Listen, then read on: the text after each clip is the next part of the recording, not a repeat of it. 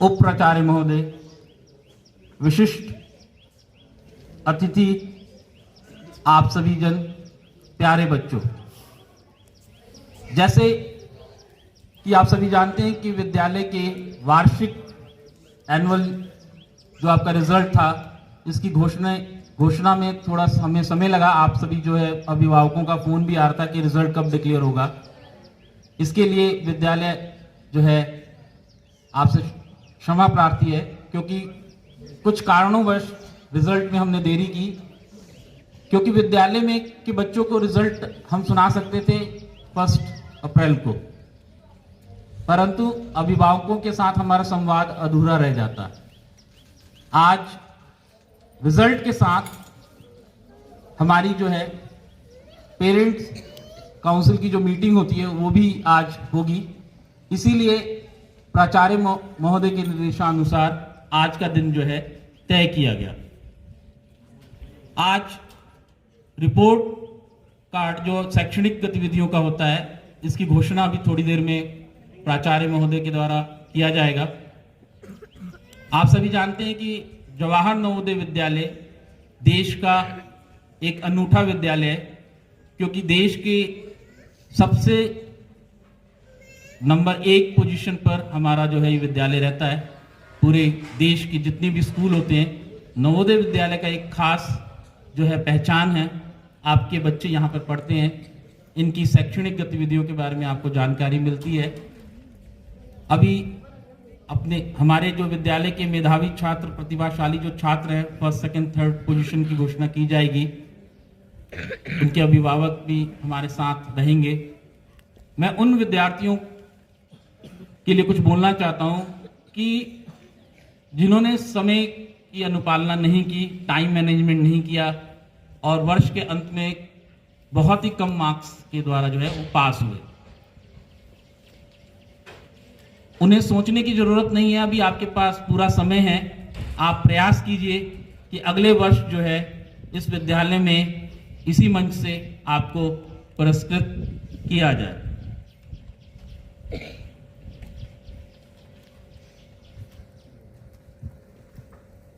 उन बच्चों के लिए एक शब्द मैं कहना चाहता हूं, जीत के खातिर बस जुनून चाहिए, जहां उबाल है ऐसा खून चाहिए, ये आसमां तो आएगा जमीन पर, बस इरादों में जीत की गूंज चाहिए, गूंज चाहिए।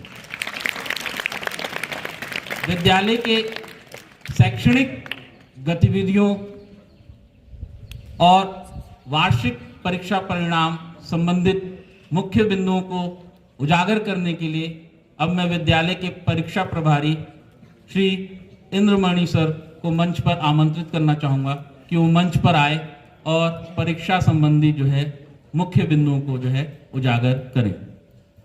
श्री इंद्रमणि सर।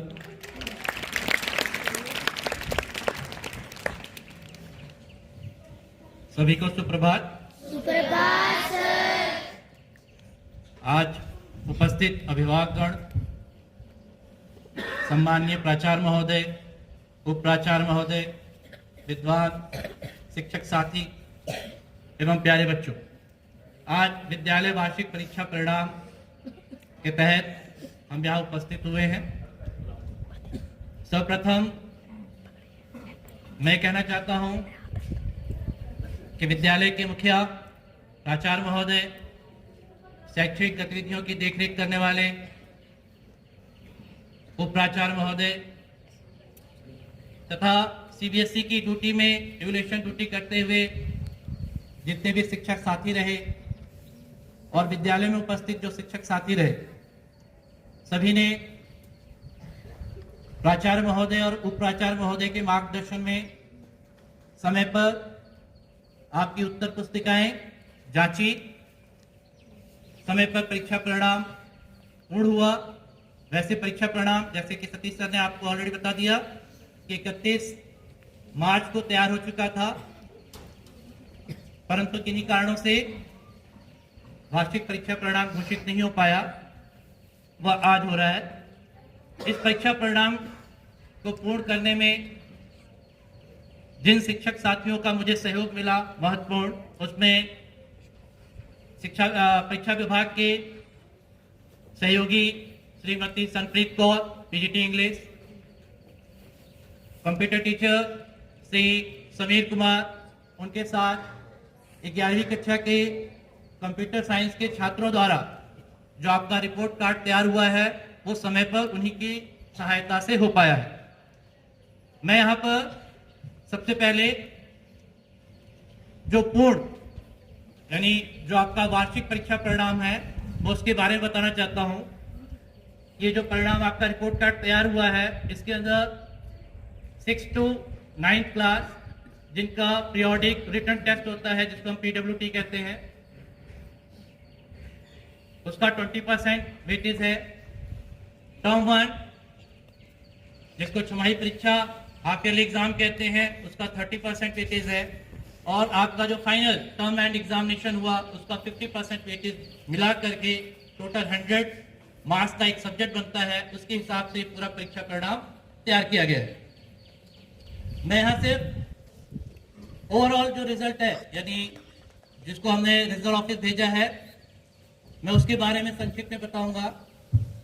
मेरे बाद सभी कक्षा के कक्षाध्यापक एक एक करके जो आपका टर्म एंड एग्जामिनेशन हुआ था उसमें subject wise average, class average वो आपको बताएंगे।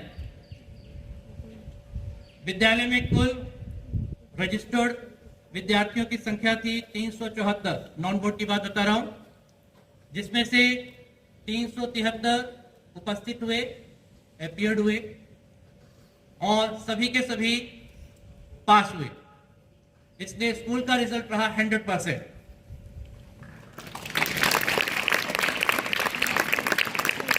हमारा ये जो रिजल्ट तैयार होता है इसमें 6 विषय हैं। कोई भी विद्यार्थी किसी एक विषय में अनुत्तीर्ण रहता है उसके बावजूद भी उसको पास, क्योंकि 6 में से कम 5 में पास होना जरूरी है, उसी के आधार पर ये रिजल्ट बनाया गया। इसलिए हमारा विद्यालय का परीक्षा परिणाम 100% रहा, जिसमें मैं एक एक करके क्लास वाइज कुल कितने विद्यार्थी थे, उसमें से कितने अपीयर्ड हुए, पास तो सभी थे ही, और ऐसे कितने विद्यार्थी हैं जिनकी जो रैंकिंग है वो 75% एंड अबव रही है, यानी डिस्टिंक्शन होल्डर रहे। अगर उसको देखें तो 6th क्लास में दोनों सेक्शन को मिला करके टोटल 77 स्टूडेंट्स थे, 76 अपीयर हुए, एक एब्सेंट रहा, सभी पास, 100% रिजल्ट। और डिस्टिंक्शन होल्डर रहे इसमें 51 आउट ऑफ 76, 51 स्टूडेंट्स जो है वो डिस्टिंक्शन होल्डर यानी 75% एंड अबव मार्क्स लेकर के आए। इसके बाद 7th क्लास टोटल स्टूडेंट 77, सभी के सभी अपीयर हुए, सभी के सभी पास भी हुए, 100% रिजल्ट रहा और इसमें डिस्टिंक्शन होल्डर है 47 स्टूडेंट्स। इसके बाद 8th क्लास टोटल स्टूडेंट 67, सारे के सारे अपीयर हुए, सभी के सभी पास हुए, 100% रिजल्ट रहा और इसके अंदर जो डिस्टिंक्शन होल्डर है वो है 37 स्टूडेंट्स।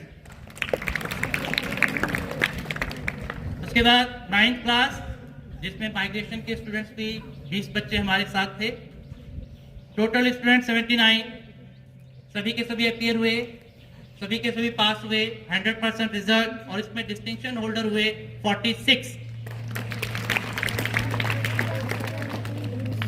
लास्ट 11th क्लास जिसमें साइंस और आर्ट्स, हमारे यहाँ पर 2 स्ट्रीम है, एक विज्ञान दूसरा कला, जिसमें कुल विद्यार्थियों की संख्या 74 थी, सभी के सभी अपीयर हुए, सभी के सभी पास हुए और इसमें डिस्टिंक्शन होल्डर हुए 27। रिजल्ट को देखने से साफ पता लग जाता है कि जो छोटी क्लास के बच्चे हैं 6वीं 7वीं 8वीं, इनमें डिस्टिंक्शन होल्डर ज्यादा, और जैसे जैसे आप आगे बढ़ते जा रहे हो संख्याएं कम होती जा रही। इसके लिए प्रयास करना है ताकि हम और अच्छी तरीके से और अच्छे नंबर ला करके जो आगे 9th क्लास से 10th क्लास में है, बोर्ड क्लास में, ऐसे 11th वाले 12th में, ताकि विद्यालय का परीक्षा परिणाम और अच्छा बन सके। इसके बाद मैं श्री सतीश कुमार सर को वापस से आमंत्रित करता हूं। धन्यवाद। धन्यवाद सर। जिस प्रकार से परीक्षा का परिणाम है उस हिसाब से तालियों की गिड़गिड़ाहट नहीं आ रही।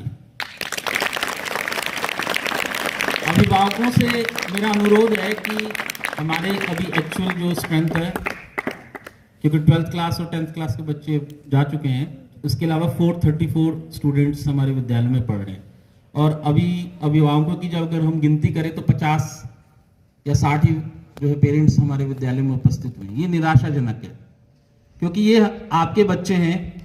आप अपने बच्चे की पूरे वर्ष की मेहनत जो वो कर रहे हैं, जैसे कि अभी हम नाम बुलाएंगे, आप भी मंच पर आमंत्रित रहेंगे, तो उनके हौसले के लिए जो है आपका होना बहुत ही अनिवार्य है, क्योंकि बहुत ही मेहनत कर रहे हैं, घर से रहकर दूर, आपके प्यार से रहकर दूर। यहाँ पर आप सभी जानते हैं कि बहुत ही ज्यादा कठोर अनुशासन, कहते हैं ना यहाँ पर सैनिक स्कूल की तरह अनुशासन होता है। आप भी परेशान हो जाते हैं कि छुट्टी नहीं मिलती है।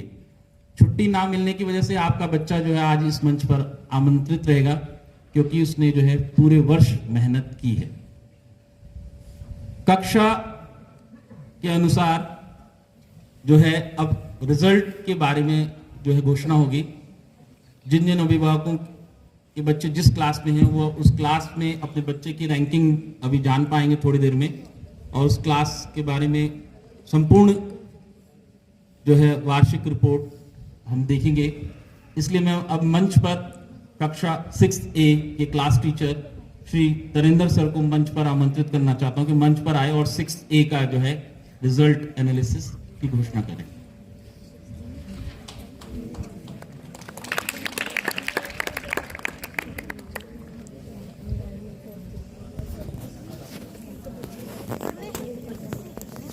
धन्यवाद सतीश सर।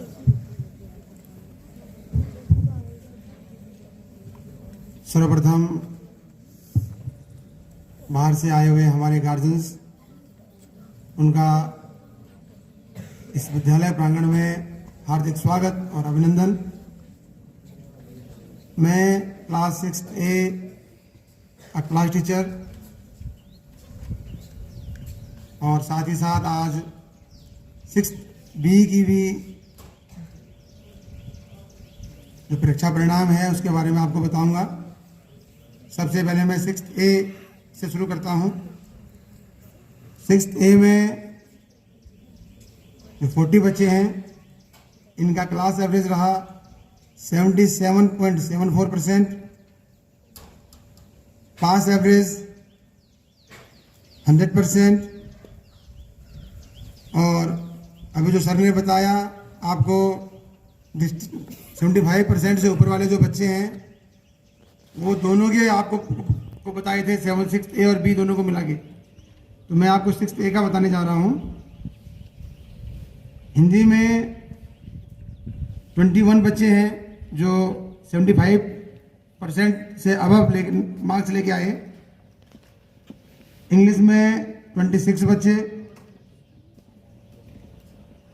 गुजराती में 34 बच्चे, मैथ में 13, साइंस में 19 बच्चे और SST में 26 बच्चे।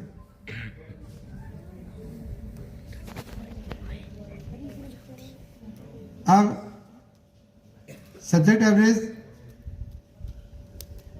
मैथ का सब्जेक्ट एवरेज रहा 63.56%, हिंदी का सब्जेक्ट एवरेज रहा 72.28%, साइंस का सब्जेक्ट एवरेज रहा 73.49, SST का सब्जेक्ट एवरेज रहा 78.53, इंग्लिश का सब्जेक्ट एवरेज रहा 79.94 और सब्जेक्ट में गुजराती 84.21% के साथ सब्जेक्ट में नंबर 1 पे रहा। 6A की परीक्षा परिणाम की समाप्ति के बाद 6B, जिसमें 37 बच्चे हैं। और इस 6th बी का क्लास एवरेज जो रहा वो रहा 72.89%, पास एवरेज 100%, डिस्टिंक्शन 75% से ऊपर जिन बच्चों ने सब्जेक्ट वाइज मार्क्स लिए हैं। हिंदी में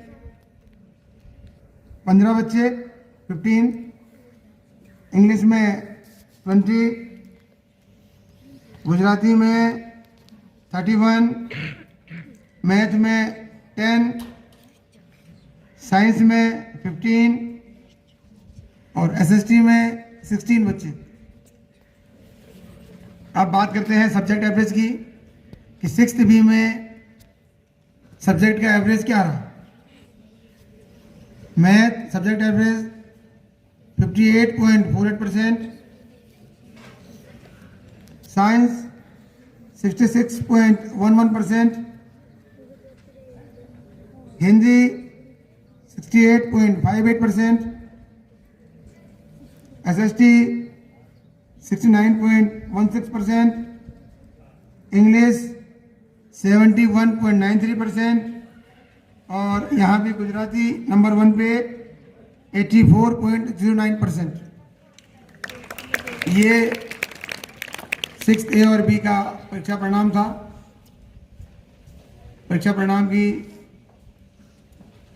जब समाप्ति के पश्चात 6th ए और बी के गार्जियन और स्टूडेंट्स मुझसे मिलेंगे ताकि आप अपने बच्चे का जो मार्कशीट है वो मुझसे प्राप्त कर सकें। धन्यवाद।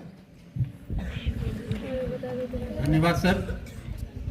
जितने भी अभिभावक हैं जिस क्लास में बच्चे उनके पढ़ रहे हैं ध्यान से सुनिए, इससे आपको पता लगेगा कि जो है विषय अनुसार जो है किस प्रकार से आपके बच्चे की जो है मेहनत है, परसेंटेज आपको पता लग ही रहा होगा। इसी क्रम में अब मैं 7th ए की class teacher Shrimati Renu madam को मंच पर आमंत्रित करूंगा कि वो क्लास 7th ए का जो है रिजल्ट एनालिसिस प्रस्तुत करें।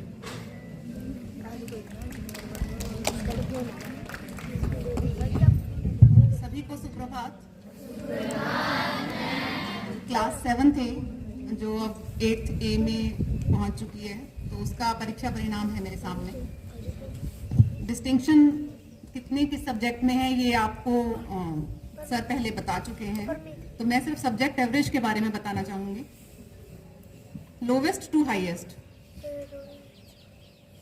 तो सबसे कम सब्जेक्ट एवरेज जो रही वह रही 52.72 मैथ्स। उसके बाद 61.4 इंग्लिश, फिर रही साइंस 62.7, फोर्थ पे है एआई 63.2, ये सब्जेक्ट एवरेज है। देन हिंदी 65.7 और उसके बाद एसएस 68.9 और सबसे ज्यादा जो सब्जेक्ट एवरेज रही गुजराती की 82.8।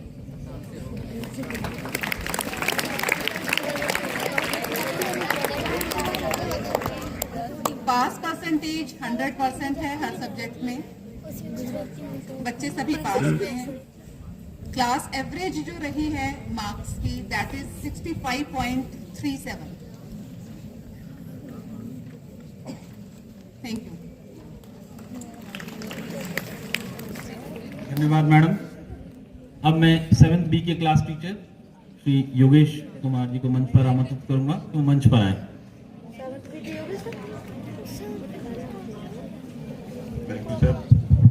सभी को सुप्रभात। जैसा कि सर ने बताया है 7th बी का परीक्षा परिणाम मेरे सामने है, ध्यान से सुनिएगा। यहाँ पे मैं लोवेस्ट टू हाईएस्ट सब्जेक्ट की परसेंटेज बताऊंगा। सबसे लोवेस्ट रही है मैथ्स 57.66%। नंबर 2 पे है साइंस 64.14%। नंबर 3 पे है इंग्लिश 65.12%। 60.49%।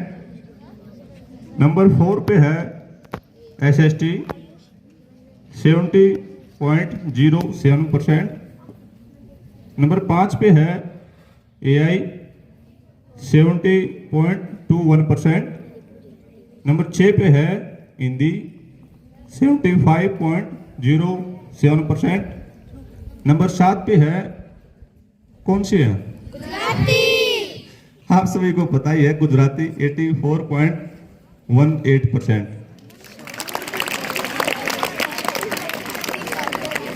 पास परसेंटेज 100% और क्लास एवरेज है 76.23%। Thank you.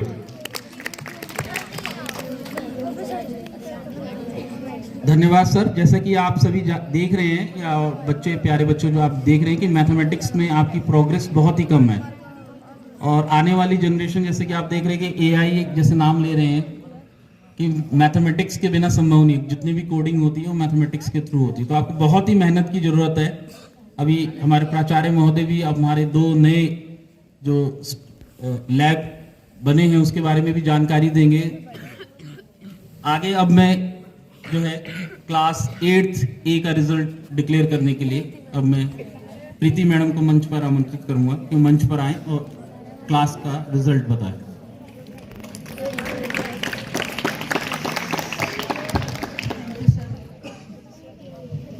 मैं आपके सामने 8th A का रिजल्ट लेकर प्रस्तुत हूँ,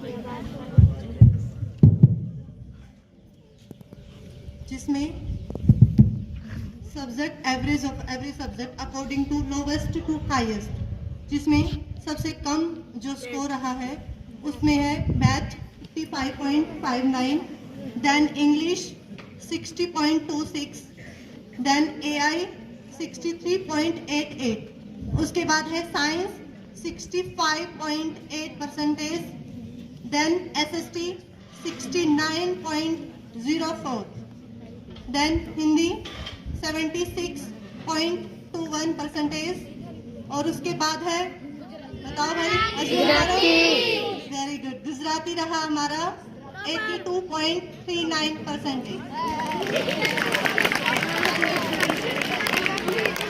क्लास 8 की क्लास एवरेज रही है 67.60, पास परसेंटेज रहा है, कितना रहा है? 100%। Thank you.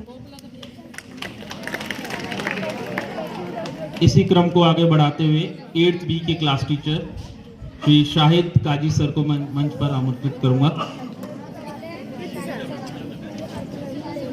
हाँ, काजी सर लीव पर हैं, तो उनकी जगह जो है श्रीमती अनीता मैडम जो है मंच पर उपस्थित हो।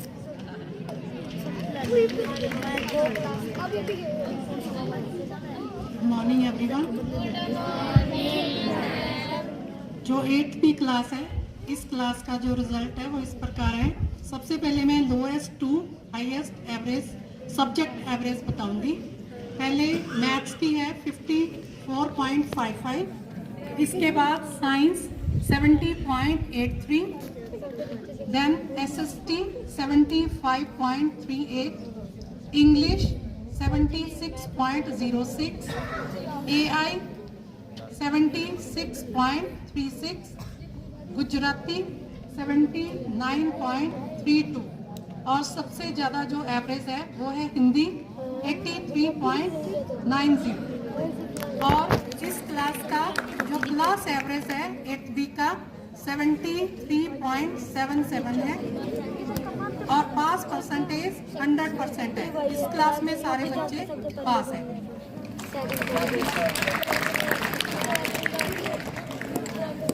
अभी तक आपने जो है जूनियर क्लास का जो है रिजल्ट देखा। अब सीनियर क्लासेस में 9th A के class teacher Shri Satyapal sir को मैं मंच पर आमंत्रित करूंगा कि मंच पर आए और 9th A का रिजल्ट बताएं।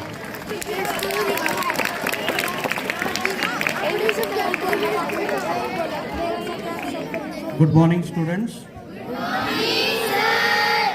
9th A का रिजल्ट कुछ इस प्रकार से है।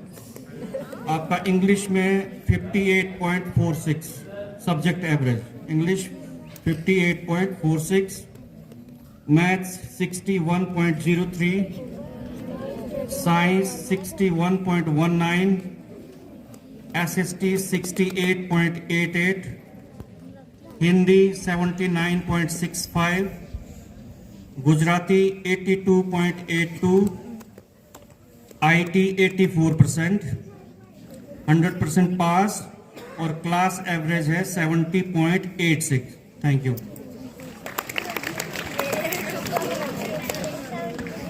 इसके उपरांत 9th B के जो क्लास टीचर है Shrimati Anju ma'am.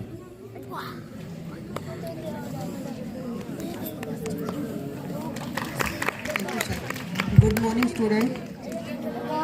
9th B की जो क्लास एवरेज रही है वो है 67.30% और जो सब्जेक्ट एवरेज है वो लोवेस्ट टू हाईएस्ट चलेंगे। तो सबसे जो कम जिसकी एवरेज है सब्जेक्ट वो है साइंस 51.78% और सेकंड नंबर पे है मैथ 57.31%। उसके बाद है इंग्लिश 62.81%। उसके बाद SST 68.47%। उसके बाद हिंदी 71.63%। उसके बाद गुजराती 78.30% और उसके बाद अगर सब्जेक्ट एवरेज सबसे अच्छी किसी सब्जेक्ट की है तो IT है 81.75%। Thank you. अब विद्यालय के वरिष्ठ कक्षाओं में science section after board 10th class के बाद हम 2 स्ट्रीम चालू करते हैं, ह्यूमैनिटीज और साइंस। तो साइंस का रिजल्ट जो है, जिनके जो पेरेंट्स आए हुए हैं वो ध्यान से सुनिएगा क्योंकि बोर्ड अगले साल जो है उनको बोर्ड देना है। तो क्लास 11th A की क्लास टीचर श्रीमती साक्षी मैडम को मैं मंच पर आमंत्रित करूंगा कि मंच पर आएं और रिजल्ट की उद्घोषणा करें।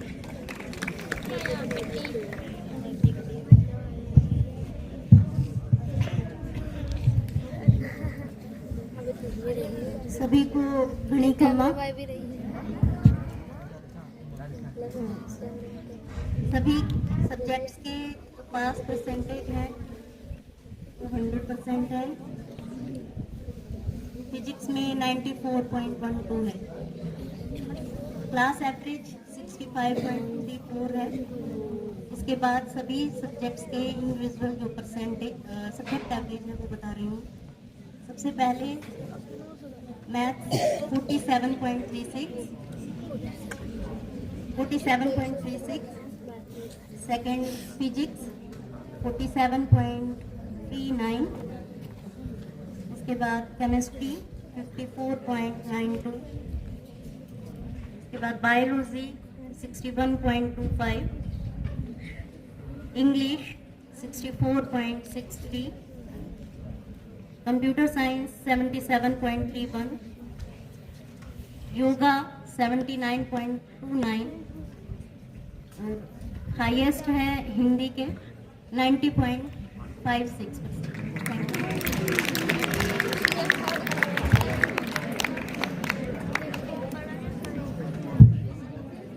धन्यवाद मैडम। 11th साइंस का रिजल्ट आप देख चुके हैं। हमारे शिक्षकों में कहीं कमी नहीं है। जैसे कि आप सभी को पता है कि जयपुर रीजन में हमारा विद्यालय जो है 58 यानी 58 विद्यालयों में सबसे नंबर 1 पोजीशन था बोर्ड क्लास में। तो फर्स्ट पोजीशन पे जयपुर रीजन में हम सबसे Ambala JNV Ambala first position पे है। तो यहाँ शिक्षकों की कमी नहीं है, बच्चों की मेहनत में थोड़ी कमी रह गई, उनके प्रयास में थोड़ी कमी रह गई। तो उन बच्चों को बहुत ही अथाह प्रयास की आवश्यकता है। इसी क्रम में class 11th B arts humanities के क्लास टीचर श्री समीर कुमार को मैं मंच पर आमंत्रित करूंगा कि वो आए और मंच पर जो है अपना प्रतिवेदन रिपोर्ट प्रस्तुत करें।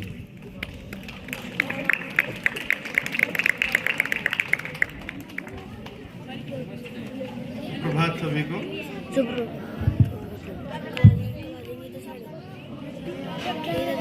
मैं एक चीज़ बताना चाहता हूँ कि 11th साइंस और 11th आर्ट्स के अंदर सब्जेक्ट का बाइफर्केशन कुछ इस तरीके से रहता है कि हिंदी के मुकाबले कंप्यूटर साइंस इस तरीके से बच्चे ऑप्ट करते हैं, या अभी जैसे मैं आर्ट्स की बात कर रहा हूँ तो हिस्ट्री के मुकाबले मैथमेटिक्स इस तरीके से पिक करते हैं, या बायोलॉजी के मुकाबले मैथ्स पिक करते हैं।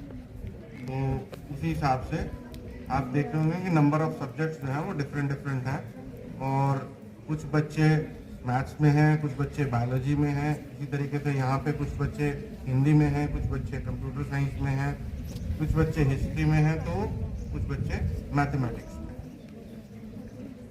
तो सबसे पहले मैं बताना चाहूँगा कि जो क्लास एवरेज रही है वो रही है 63.87 11th आर्ट्स की, और बढ़ते हुए क्रम में सबसे पहले इकोनॉमिक्स 49.39%, फिर मैथ्स 49.58%, फिर इंग्लिश 52.70, फिर कंप्यूटर साइंस 66.53, फिर उसके बाद हिस्ट्री 71.51, फिर योगा 76.59, और फिर उसके बाद में हिंदी जिसमें सबसे ज़्यादा रहा है 81.29%।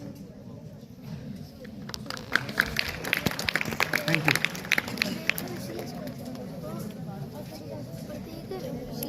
परीक्षा परिणाम देखकर लग रहा है कि बच्चों में मुस्कुराहट नहीं है, थके हुए नजर आ रहे हैं, निराशा का भाव है। इतना बुरा रिजल्ट भी नहीं है भाई विद्यालय का। हाँ, अब लग रहा है अभिभावक बिल्कुल परेशान लग रहे हैं। गुड। अब लग रहा है कि हमारे विद्यालय का रिजल्ट बहुत ही बढ़िया है, बेहतरीन आ रहा है। प्रयास बहुत जारी है, हमारी तरफ से बहुत जो है प्रयास रहता है कि हमारे बच्चे जो हैं जयपुर रीजन में अपना जो है नाम रोशन करें, और इवन जो है all over India CBSE board में जो है नाम इनका आगे जाए। अब वो क्षण आ चुका है जो गर्व की बात है उन अभिभावकों के लिए जो विद्यालय के शाइनिंग स्टार, पोलर स्टार हैं, ये चमकते हुए वो सितारे हैं जो आने वाले समय में आपकी सारी आशाएं पूर्ण करेंगे। उनके मार्क्स आपको अभी जो है यहाँ पर झलकता हुआ नजर आएगा। उनके लिए बहुत ही गर्व का समय आ चुका है। पुरस्कार वितरण समारोह,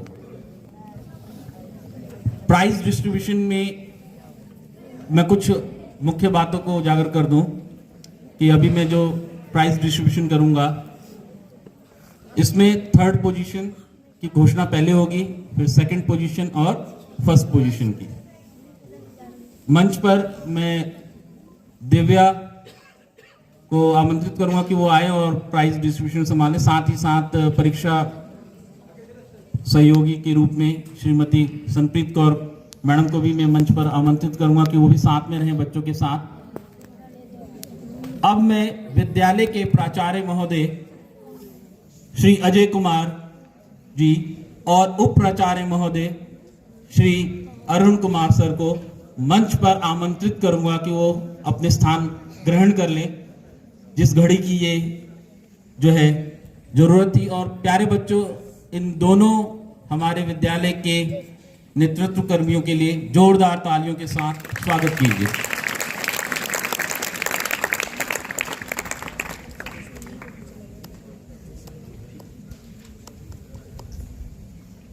सर एक बार आप मंच पर आ जाए दोनों।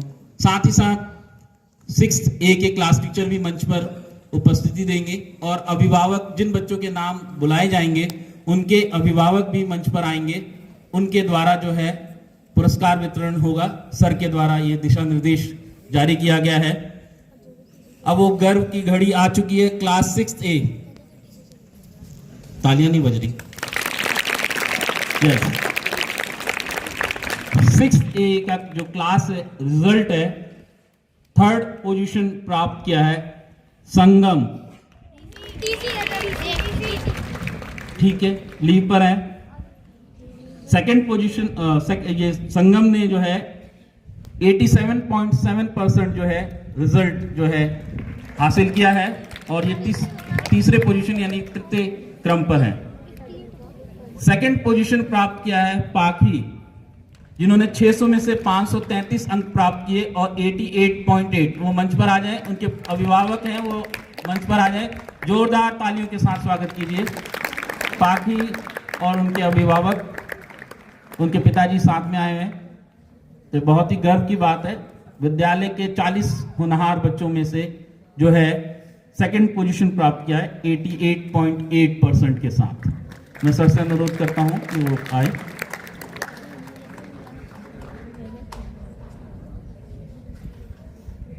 सीधे हो जाए जैसे कि फोटोग्राफी हो सके।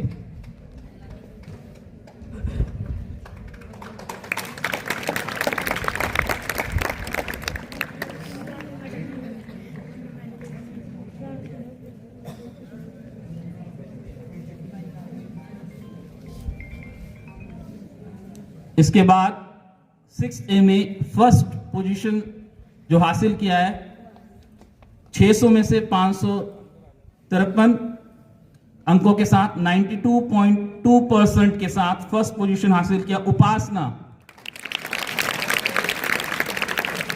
उपासना के अगर पेरेंट्स आए तो आए। उपासना आए पेरेंट्स?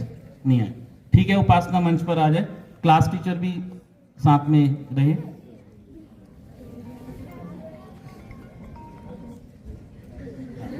आ गए, पीछे ही खड़े थे। तो फर्स्ट पोजीशन है उपासना की, बहुत ही मेधावी छात्रा है 6th की, और हमारी नजर रहती है इस पे, क्योंकि ये बच्ची जो है हो सकता है कि दोनों ही सेक्शनों में टॉप करे।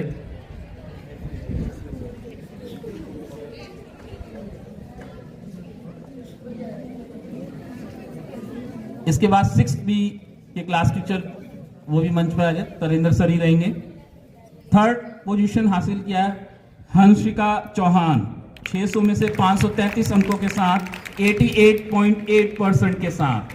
हंसिका, अगर उनके पेरेंट्स अभिभावक आए तो वो भी मंच पर आ जाएं, आए हुए हैं।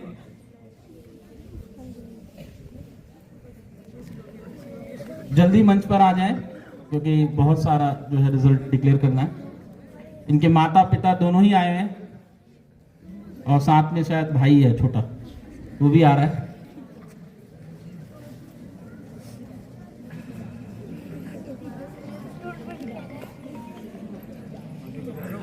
मम्मी को भी आने दीजिए, आइए आइए। बहुत ही गर्व का क्षण होता है कि माता पिता के जो होनहार बच्चे जो है साथ में खड़े होते हैं। तो सर ने एक अनूठा प्रयास किया है।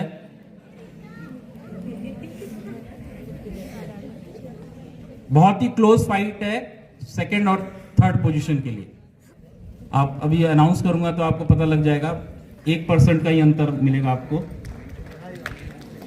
सेकंड पोजीशन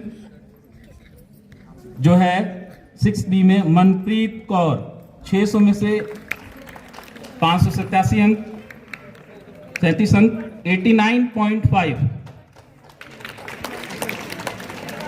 मनप्रीत कौर के जो है अभिभावक आ जाए, जोरदार तालियों के साथ। बच्चों, ये तुम्हारे ही पेरेंट्स हैं, इतनी कंजूसी मत करो, बार बार बताना पड़ रहा है। 89.5% जो है अंक हासिल किए मनप्रीत कौर ने।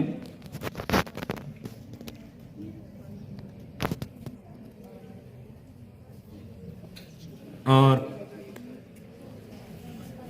गोल्ड मेडल फर्स्ट पोजीशन के लिए जाता है नितिका, जिन्होंने 600 में से 541 अंक प्राप्त किए 90.2% के साथ। नितिका, अगर उनके पेरेंट्स आए हुए हैं, माता पिता दोनों ही आए हुए हैं।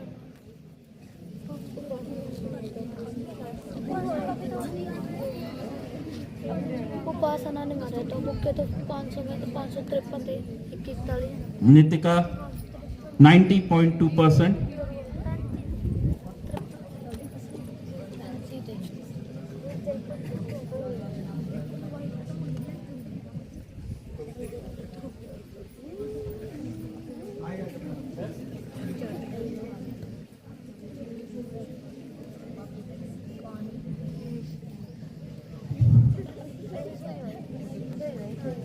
दोनों ही क्लास में 6A 6B का कंबाइन अगर रिजल्ट करूं तो नितिका ने 90.2% हासिल किया और उपासना ने 92.2। ओवरऑल जो है उपासना इसमें टॉपर रही थी। अब क्लास 7th ए का रिजल्ट, क्लास टीचर 7th ए के जो भी हैं वो मंच पर आ जाएं सर।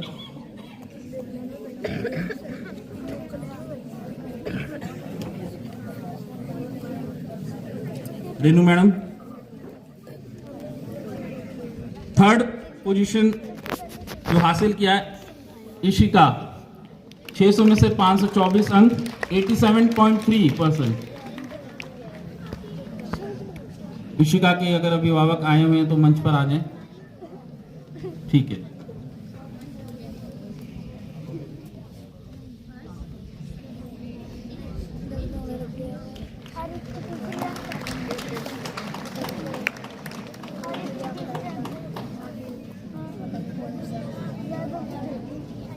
सेकंड पोजीशन जो हासिल किया है वो है रिचा साहू, 530 अंकों के साथ जो है 88.3%।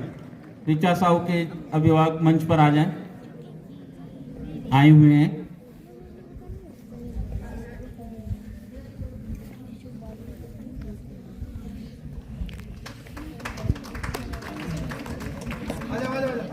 आगे से आइए।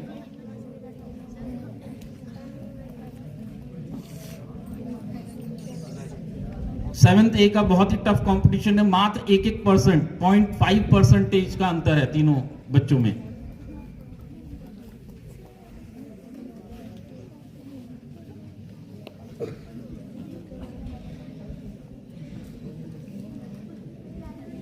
और फर्स्ट पोजीशन 7th ए में जिन्होंने हासिल किया वो है स्नेह, 536 अंकों के साथ 89.3%।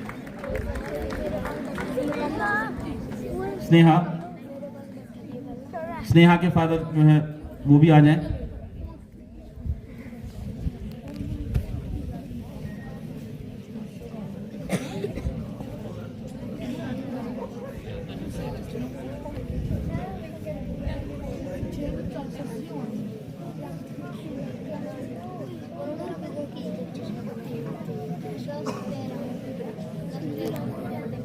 अब जो है 7th बी के जो है क्लास टीचर योगेश सर, वो भी मंच पर आ जाएं। 7th बी में थर्ड पोजीशन हासिल किया है अनामिका, 522 अंकों के साथ 87%। अनामिका और उनके पेरेंट्स जो है मंच पर जो है आ जाएं।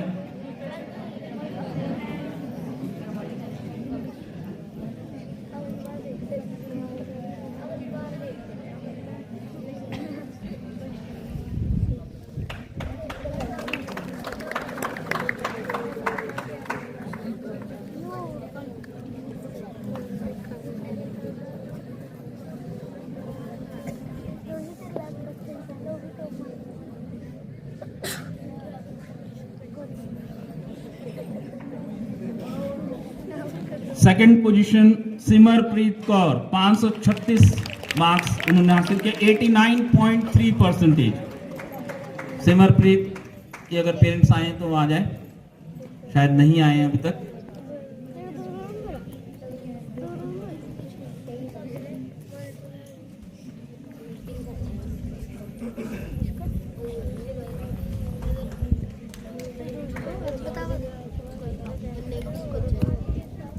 और फर्स्ट पोजीशन गोल्ड मेडल के साथ हासिल किया है जीविका, 543 मार्क्स, 90.5%। 7th बी की जो टॉपर है, ओवरऑल टॉपर 7th ए 7th बी की जो है जीविका है 90.5% और स्नेहा के 89.3। बहुत ही क्लोज कंपटीशन है, 0.7% का ही अंतर था। तो दोनों अभिभावक आ जाए मंच पर और तालियों की गड़गड़ाहट बच्चों होनी चाहिए, क्योंकि आपके हौसले अफजाई के बाद ही ये बच्चे जो इतनी मेहनत करके रिजल्ट हासिल कर रहे हैं। देख सकते हैं कि 1% से 90 तक पहुंचना बहुत बड़ी बात होती है। ये वो बच्चे हैं जिन्होंने प्लान तरीके से जो है अपनी पढ़ाई जारी रखी और पूरे वर्ष मेहनत की और अच्छी पोजीशन हासिल की। अब 8th ए की बारी है। 8th ए में 3rd पोजीशन हासिल किया है सोनाक्षी 517 मार्क्स के साथ 86.2%।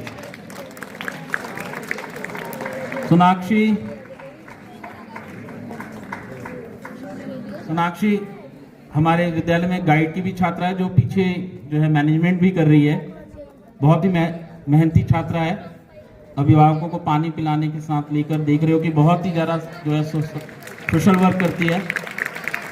एक ये एक्स्ट्रा अचीवमेंट है इनकी पर्सनैलिटी में।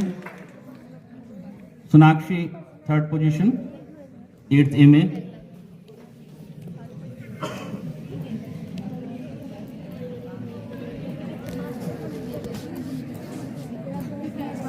Second position Parneet Kaur 531 marks 88.5%। Parneet Kaur के अगर पिताजी आए तो मंच पर आ जाएं।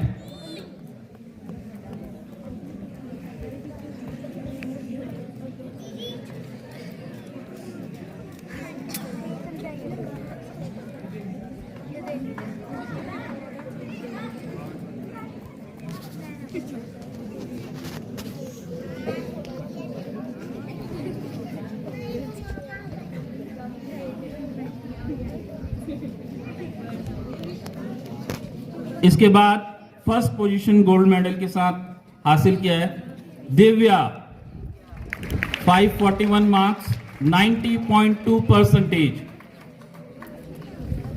आप देख सकते हैं कि जितनी भी स्टेज पे बच्चे आ रहे हैं इसमें बालिकाओं का स्थान बहुत ही ज्यादा है। लड़कियों ने बाजी मारी है तो उन पेरेंट्स के लिए भी बहुत गर्व का क्षण है कि लड़कियां लड़कों से कम नहीं है।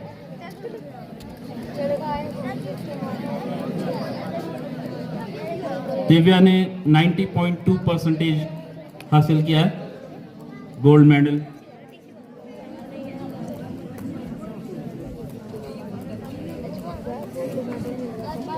इसके बाद 8th बी की क्लास टीचर अनीता मैडम आ जाएं। 8th बी में 3rd पोजीशन हासिल किया है कृतिका 528 मार्क्स के साथ 88। अभी लीव पर है अभी। 2nd पोजीशन हासिल किया भूमिका 529 मार्क्स 88.2। भूमिका पीछे है, वो भी गाइड की छात्रा है जो सोशल वर्क करती है हमारे विद्यालय से। इनके पेरेंट्स भी मंच पर आ जाएं, आए हुए हैं।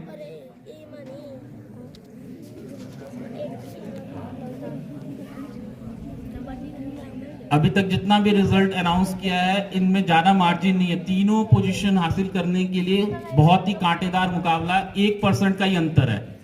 तो ये अगले साल हो सकता है कि बदल जाए।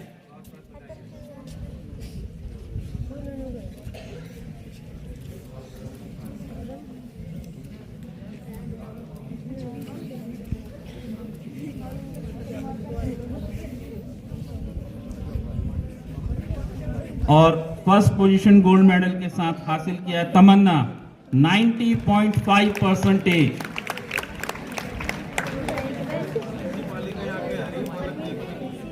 तमन्ना के पेरेंट्स आए हैं? नहीं आए।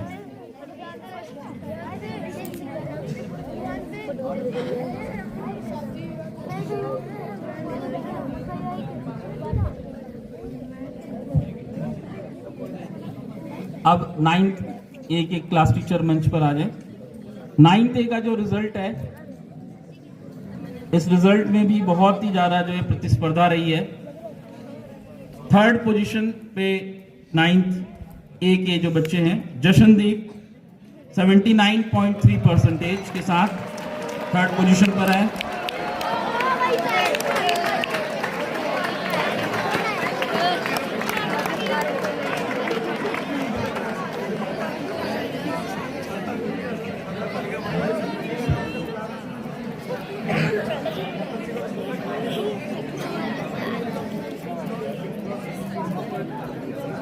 सेकंड पोजीशन पर है गगनदीप कौर 80.1%।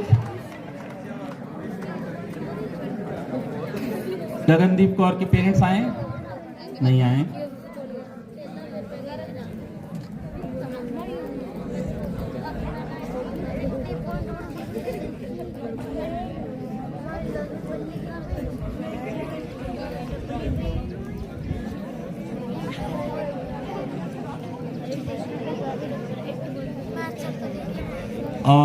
फर्स्ट पोजीशन के लिए एक चौंकाने वाला विषय है, क्योंकि फर्स्ट पोजीशन पे 2 बच्चों ने जो है हासिल किया पोजीशन।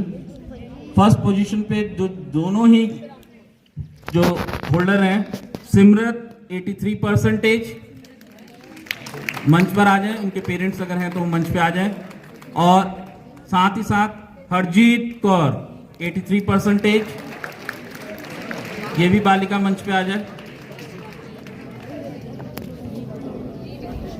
हरजीत लीव पर है।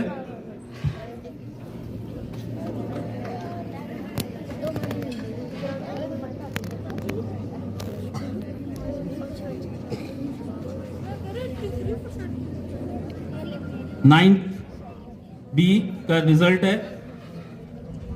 थर्ड पोजीशन हमारे विद्यालय में जो शिक्षिका हैं साक्षी मैडम, पीजीटी केमिस्ट्री, उनकी बालिका है ऋषिता 81.8% के साथ।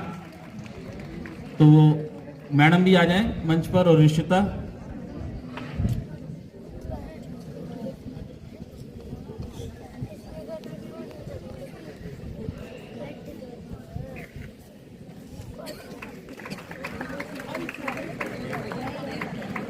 सेकंड पोजीशन पे हमारे प्रवासी छात्र माइग्रेशन जो गुजरात से बच्चे आए थे, उनमें से केयूर परमार थे, जो कि अभी गुजरात में अपने पंचमहल नवोदय विद्यालय वापस जा चुके हैं। इन्होंने सेकंड पोजीशन हासिल किया था 83.3% के साथ। और फर्स्ट पोजीशन पे है वनीशा 87% के साथ।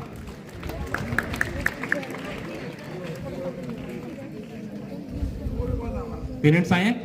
नहीं।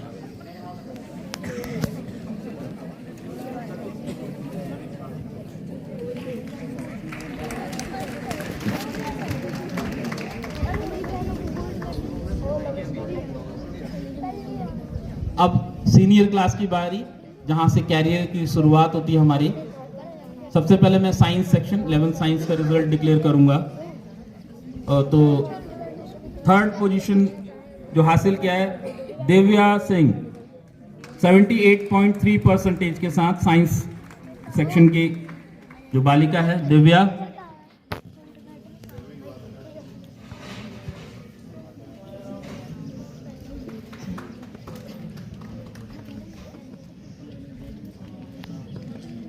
सेकंड पोजीशन पर है प्रिया 82.5% के साथ।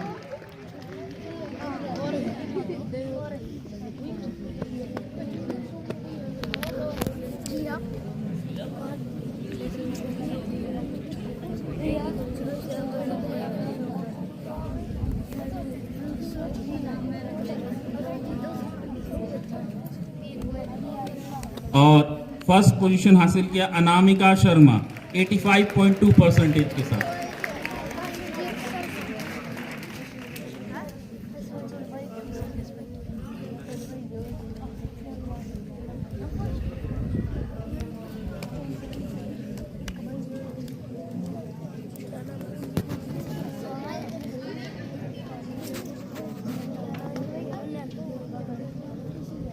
इलेवेंथ बी कला वर्ग आर्ट सेक्शन में थर्ड पोजीशन हमारे विद्यालय के जो परीक्षा प्रभारी है इंद्रमणि सर, उनकी बेटी ने हासिल किया अदिति यादव 81% के साथ।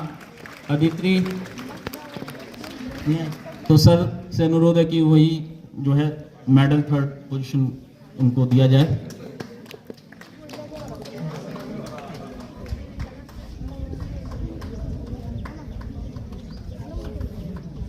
सेकंड पोजीशन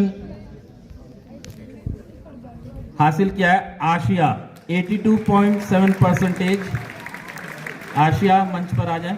आशिया के पेरेंट्स, उनके फादर भी आए हुए हैं। बहुत ही होनहार छात्र हैं ये। 11th साइंस और आर्ट्स के बच्चों का कुछ अगले साल आपको सीबीएसई का रिजल्ट जब आएगा तो देखेंगे कि हमारे विद्यालय के जो बोर्ड है बाहर जो लगा हुआ है, इनमें इनका नाम होगा। आशिया ने 82.7% हासिल किया है।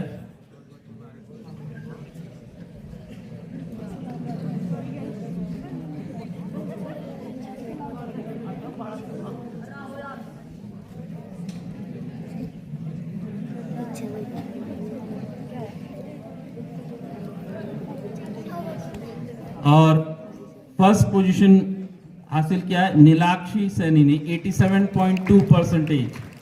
नीलाक्षी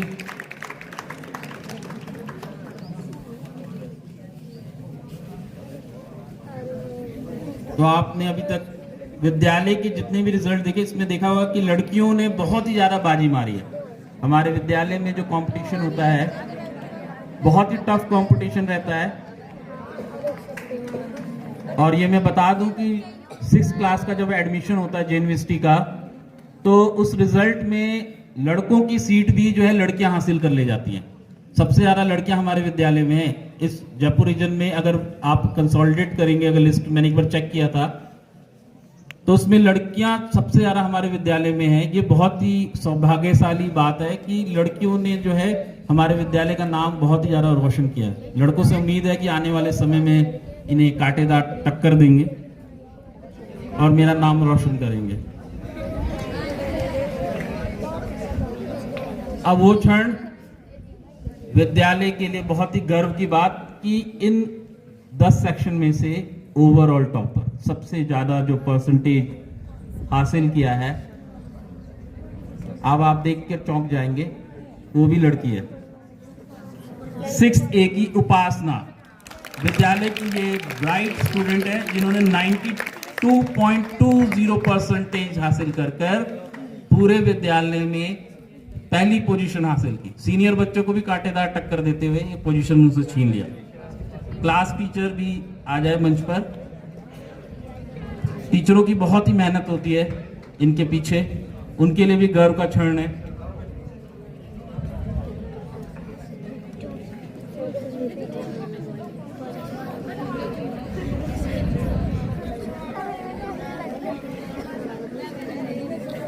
एक शिक्षक और अभिभावक का जो एसेट होता है, जो उनकी संपत्ति होती है, वो उनके बच्चे ही होते हैं। टीचर आपसे कुछ मांगता नहीं है, वो आपके बच्चों को बनाता है, एक खूबसूरत जो है हीरे के रूप में तराश कर इन 7 सालों में आपको सौंपता है। और जब बच्चा आगे जो है जाता है, बड़ा होता है, तो वो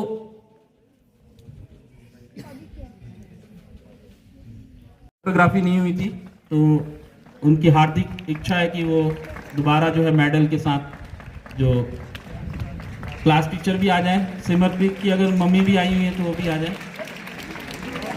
और उनका भाई भी शायद छोटा आया हुआ है तो वो भी आ जाए। उसके लिए भी प्राउड का क्षण है कि उसकी दीदी जो है, इन्होंने जो है 2nd पोजीशन हासिल किया है। बहुत ही खुश है कि दीदी 2nd पोजीशन पर है।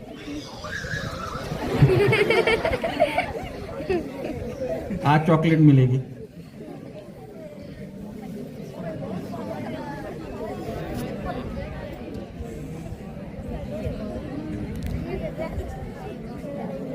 बहुत ही मेधावी छात्रा है सिमरप्रीत, और अच्छी बच्ची भी है ये, ओबीडिएंट स्टूडेंट रही है अपने सेक्शन में।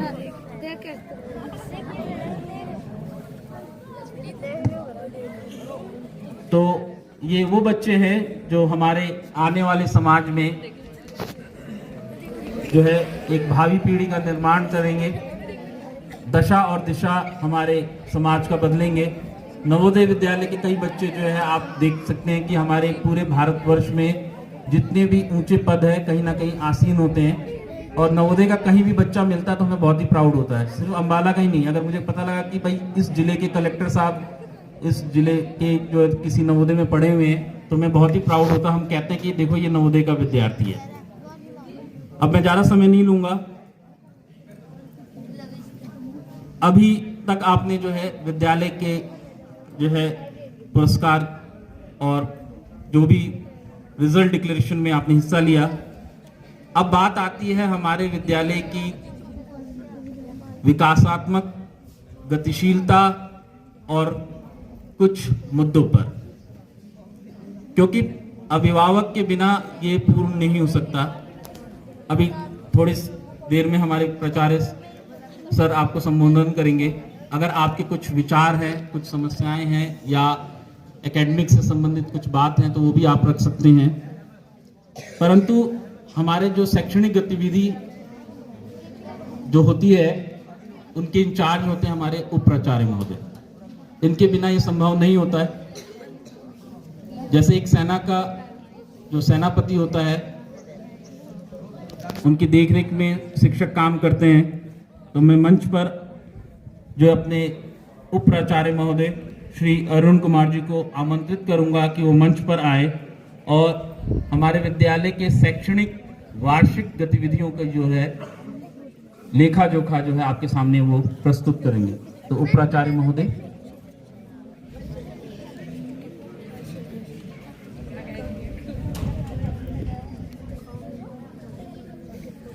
आदरणीय प्राचार्य महोदय, शिक्षक साथियों, उपस्थित अभिभावकगण, प्यारे बच्चों, सभी को सुप्रभात।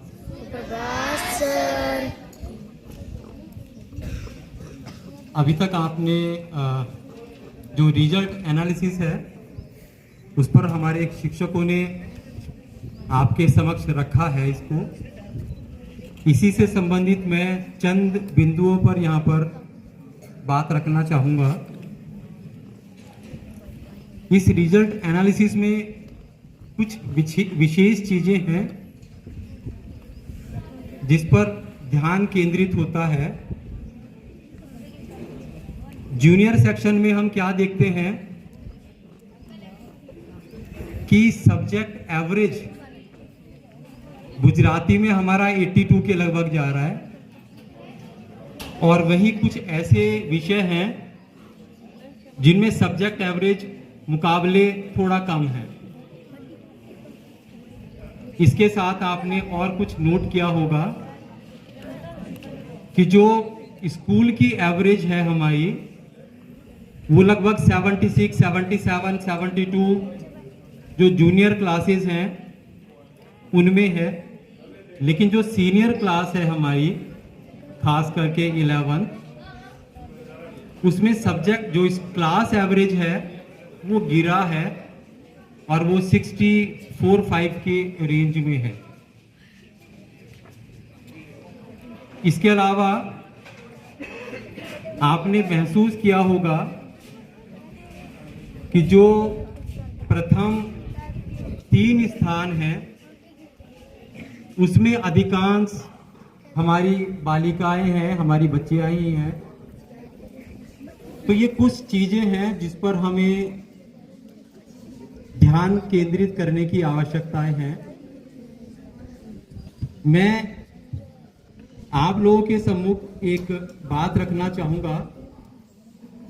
हमारे विद्यालय का जो एकेडमिक है वो 8:30 बजे प्रातः प्रारंभ होता है और 1:30 बजे तक क्लासेस चलती हैं। इसके पश्चात सभी मेरे जो अभिभावक हैं सबसे मैं अनुरोध करूंगा कि ध्यानपूर्वक चीजें सुनेंगे, क्योंकि जब आप हमारे साथ जुड़ेंगे तभी हमारा जो प्रयास है वो सार्थक हो सकता है। इसके पश्चात 3:30 बजे से लेकर के 4:50 तक हमारे विद्यालय में रेमिडिएशन या जिसको डाउट क्लासेस या एनरिचमेंट प्रोग्राम हम बोलते हैं वो चलता है, जो लगभग 1 घंटा 20 मिनट का हम लोगों ने रखा है। और इस 1 घंटा 20 मिनट की जो समय अवधि है, इस दौरान हमारे जो शिक्षक साथी हैं, जहां कहीं बच्चों को विषय में कठिनाई आ रही है, उन कठिनाइयों को दूर करने के लिए ये क्लासेस रखी गई है। तो ऐसा स्कूल जहां पर बच्चों की एकेडमिक एक्सीलेंस के लिए विद्यालय सारे प्रयास कर रहा है, उसके बावजूद भी अगर कुछ हमारे बच्चे हमारी एक्सपेक्टेशन या आपकी एक्सपेक्टेशन पर खरा नहीं उतर पा रहे हैं, तो इसके लिए हम सबको एक साथ मिलकर के प्रयास करना पड़ेगा। मेरा सभी अभिभावक से अनुरोध है कि जब भी विद्यालय में आए तो एकेडमिक से संबंधित जरूर बच्चों से चर्चा करें। कितने टेस्ट हुए हैं, कितना सिलेबस हुआ है, और आप प्रयास करिए इन बच्चों की जो क्लास वर्क या होमवर्क नोटबुक है उसको भी जरूर चेक करिए। उससे एक आपको बच्चे की क्या प्रगति चल रही है एकेडमिक में, उससे आपको काफी जानकारी मिल जाएगी। बच्चा ढंग से नोटबुक बना रहा है, टीचर ने क्या रिमार्क दिया है, उससे आपको आपके बच्चे के बारे में काफी जानकारी मिल जाएगी। तो मेरी आप लोगों से गुजारिश है, क्योंकि आपका और हमारा सबका एक ही उद्देश्य है कि हमारे बच्चे हर क्षेत्र में तरक्की करें, और एकेडमिक में खास करके। तो वो तभी संभव होगा जब आपका सहयोग हमें मिलेगा। और आपकी तरफ से हमें और क्या सहयोग चाहिए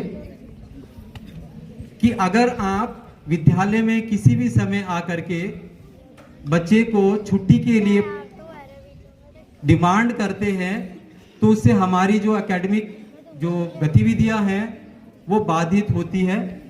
क्योंकि अगर आप एकेडमिक आवर में बच्चों की छुट्टी के लिए प्रयास करते हैं, उससे पूरा स्कूल सिस्टम प्रभावित होता है।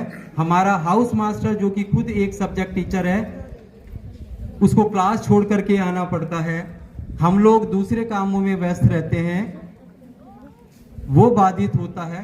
तो देखिए, ये बहुत छोटी सी चीज लगती है कि 10 मिनट या 15 मिनट लगे, लेकिन उससे बहुत सारी चीजें बाधित होती हैं। तो मेरी आपसे गुजारिश है कि आप अगर अपने विद्यालय की, अपने बच्चों की तरक्की करना चाहते हैं, तो विद्यालय के साथ जो जुड़ कर के रहिए। और अगर आपकी कोई समस्या है, तो आप अपनी जो समस्या है, बच्चे की कोई एकेडमिक को लेकर के कोई परेशानी है, तो वो आप अपने सब्जेक्ट टीचर, बच्चे का जो सब्जेक्ट टीचर है, उससे मिलकर के भी उसको दूर कर सकते हैं। यहां मैं एक चीज और बताना चाहूंगा कि हमारा विद्यालय अन्य कुछ विद्यालयों से अलग है। और वो अलग क्यों है? क्योंकि हमारा जो विद्यालय है वो पीएम श्री स्कूल है। ये पीएम श्री स्कूल एक विशेष स्कूल होते हैं जिसमें गवर्नमेंट ऑफ इंडिया की तरफ से बहुत अच्छे फंड विद्यालय को दिए जाते हैं, ताकि उस फंड को बच्चों के बेहतरी के लिए हम इस्तेमाल में ला सके। और यहाँ मैं एक चीज और बताना चाहूंगा कि जो ये हमें फंड मिला है, ये 4 साल के लिए है। 4 साल तक हमें फंड मिलेगा। 2 साल हमारे हो गए हैं, अगले 2 साल तक भी हमें फंड मिलेगा। और इस फंड को हमारा विद्यालय प्राचार्य महोदय बड़ी विवेकशीलता के साथ में इसको यूटिलाइज करते हैं। कहां कहां हम इसका यूटिलाइज कर रहे हैं, मैं थोड़ा सा समय लेकर के आपको बताना चाहूंगा। हमारे स्कूल के बच्चों की समस्या रहती थी कि उनको कॉम्पिटिटिव एग्जामिनेशन की तैयारी के लिए कोई सुविधा नहीं थी। लेकिन आज के समय में हमारे छात्र छात्राओं के पास कोचिंग इंस्टीट्यूट हमारे घर में आ रहा है। उनकी जो फैकल्टी है वो हमारे विद्यालय में आकर के ही उनको पढ़ा रहे हैं। बाहर का बच्चा पैसे खर्च करेगा, लाखों रुपया खर्च करेगा, इंस्टीट्यूट में जाकर के पढ़ेगा, टाइम भी लगेगा आने जाने में। लेकिन हमारे विद्यालय में खुद हम लोगों ने एक टाइम शेड्यूल फ्रेम किया हुआ है और उस समय के अनुसार हमारी कोचिंग क्लासेस चलती हैं, ताकि हमारे बच्चे दूसरे बच्चों से किसी भी मामले में पिछड़े ना। लेकिन अभी तक हुआ क्या है कि कुछ बच्चे तो उसका फायदा उठाते हैं। कई लाख रुपए हम खर्च करते हैं और उन कोचिंग इंस्टीट्यूट को देते हैं। अब वो निर्भर करता है आप पर, हमारे बच्चों पर, कि वो उसका कितना फायदा उठा पाते हैं। हम प्रयासरत हैं कि हमारे बच्चे उससे फायदा उठाएं। बट हमारी आपसे भी गुजारिश है कि कक्षा 11वीं और 12वीं में जो बच्चे पढ़ रहे हैं उनके अभिभावक भी अपने बच्चों से जरूर चर्चा करते रहें कि उनको किस किस विषय में जो एक्स्ट्रा कोचिंग दी जा रही है, जिससे कि वो अपना कॉम्पिटिटिव एग्जामिनेशन की भी तैयारी बेहतर तरीके से कर सके। इसी पीएम श्री फंड के द्वारा हमारे बच्चे अन्य स्थानों पर गए हैं और एजुकेशनल टूर पर वो गए हैं और उन्होंने बहुत सारी नई जानकारी एकत्रित करी है। तो इस फंड को हम बड़े अच्छे तरीके से यूटिलाइज कर रहे हैं और इसका मकसद है हमारे इन बच्चों की भलाई। मैं आपको कह रहा हूं 2 साल का फंड हमारे पास अभी है, मतलब अब ये नहीं कि एक सारा फंड हमारा एक साथ आ गया, वो साल भर साल आता रहता है, उसके मुताबिक हमें खर्च करना पड़ता है। तो हमारे पास जो अभी 12वीं क्लास है और जो 11वीं क्लास है, उन बच्चों के पास एक बहुत अच्छी अपॉर्चुनिटी है कि वो एक कॉम्पिटिटिव एग्जामिनेशन की तैयारी भी यहां पर रह करके कर सकते हैं। तो अभिभावक इस बारे में भी जरूर बच्चों से चर्चा करते रहें। एक विशेष बात और करना चाहूंगा, बहुत ज्यादा समय नहीं लूंगा, मुझे मालूम है काफी समय व्यतीत हो गया है। जैसे कि हमारे सतीश सर द्वारा बताया गया, पिछले वर्ष का जो हमारा परीक्षा परिणाम था 12वीं क्लास में बोर्ड का, वो हमारे रीजन में प्रथम स्थान था। इस बार क्या आएगा वो समय बताएगा। हमारे अभिभावकों की तरफ से भी जुड़ करके रहे और हमारे शिक्षक के द्वारा हमारे बच्चों ने भी काफी अथक प्रयास करा है और हम उम्मीद करते हैं कि हमारा रिजल्ट अच्छा ही रहेगा। ईश्वर से हम जरूर कामना करेंगे कि हमारे बच्चों की मेहनत और हमारे शिक्षकों की जो मेहनत है वो कामयाब रहे। मैं एक बात और जोड़ना चाहूंगा, जो अभी प्रेजेंट 25-26 का हमारा बैच है 12वीं क्लास का, मैं इस प्लेटफॉर्म से खड़े होकर के मैं बात रख रहा हूं। कक्षा 12वीं जो अभी 25-26 सेशन के बच्चे हमारे हैं, अगर वो सही प्रकार से तैयारी करें, शिक्षकों की बताई हुई बात को ध्यानपूर्वक सुने, एकेडमिक जो लगाया जा रहा है उसकी पालना करें, तो कुछ मुझे लगता है कि जो रिजल्ट हमारा पिछले साल रहा है उससे कई गुना बेहतर हम इस रिजल्ट दे सकते हैं, क्योंकि ये बच्चे हमारे उस लेवल के हैं। मैं खुद क्लास लेता हूं इनकी, कुछ क्लास मैंने शुरू करी है, मुझे इन बच्चों का लेवल पता है। तो लेकिन वो तभी संभव है जब अभिभावक भी हमारे साथ जुड़ करके रहेंगे और हमारी तरफ से प्रयास रहे कि इन बच्चों की तरफ से, स्कूल के किसी भी बच्चों की तरफ से किसी भी तरह का डिस्ट्रक्शन ना हो। क्योंकि जब इनडिसिप्लिन होता है, चाहे थोड़ा भी इनडिसिप्लिन हो, उससे हमारी एकेडमिक भी प्रभावित होती है। तो सभी अभिभावक से मैं गुजारिश करना चाहता हूं कि आप लोग इस विद्यालय के साथ जुड़ करके रहिए, आपकी जो समस्या है उसको निसंकोच हमारे साथ रखिए और हमारी जो अच्छी चीजें हैं वो भी जरूर रखिए, ताकि हमारे शिक्षकों का भी मनोबल ऊंचा हो सके। तो बहुत अधिक समय मैं नहीं लूंगा, आप लोग यहाँ पर उपस्थित रहे, हम लोगों को बातों को सुना है, इस चीज के लिए मैं आप सभी का धन्यवाद अदा करना चाहूंगा। Thank you so much. धन्यवाद सर। जितने भी बच्चे जो उन्होंने पुरस्कार हासिल किया, इसके अलावा जितने भी अभिभावक यहाँ बैठे हुए हैं, उनको मायूस होने की जरूरत नहीं है, क्योंकि आपके बच्चे इस जिले में एंट्रेंस एग्जाम देकर आए हैं और ये बहुत ही, इनका IQ लेवल बहुत तेज है। आपको मायूस होने की जरूरत नहीं, क्योंकि बहुत ही तगड़ी जो है प्रतिस्पर्धा इनके बीच रहती है। और पॉइंट में आपने देखा कि पॉइंट मार्क्स के थ्रू ये उन्होंने परसेंटेज हासिल किया है। इसका एक छोटा सा प्रैक्टिकल आपको देखने को मिल जाएगा कि जब आपका बालक घर जाता है और आपके परिवेश में जितने भी स्टूडेंट रहते हैं, आपके आसपास के विद्यार्थी, उनमें वो सबसे अलग नजर आता है।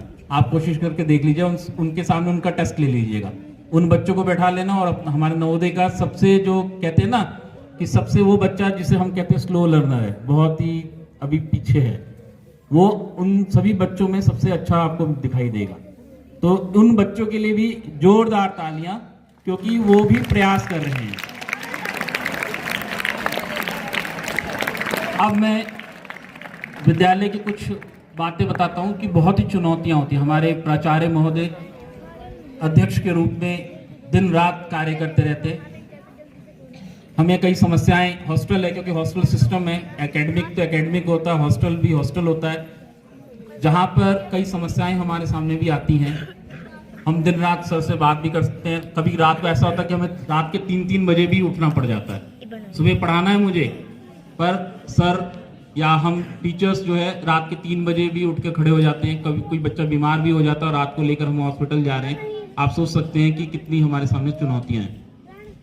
कुछ समस्याएं भी हमारे सामने आती हैं और विकास के लिए कुछ सुझाव भी आमंत्रित चाहिए हमें। तो अब मैं अपने विद्यालय के प्रधान श्री अजय कुमार लिम्मल जी को जो है मंच पर आमंत्रित करूंगा कि वो मंच पर आए और विद्यालय के विकास स्वरूप और चुनौतियों के बारे में जो है आपके सामने जो है कुछ विचार प्रस्तुत करें। माननीय प्राचार्य महोदय।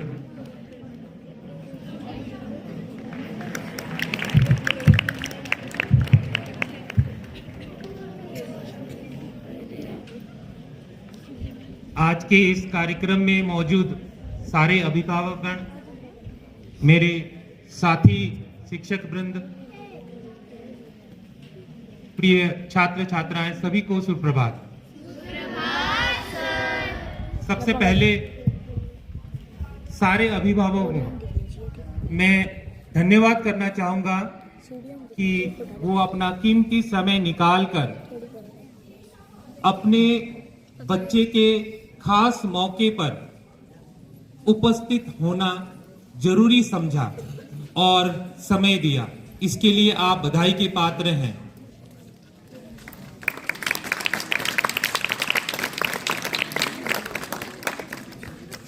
छात्र जीवन में जो है ये दिन बहुत खास होता है जिस दिन उसका वार्षिक परिणाम निकलता है, और मुझे लगता है ये आप लोग भी महसूस करते हैं कि अभिभावक के लिए भी ये बहुत जो है महत्वपूर्ण होता है।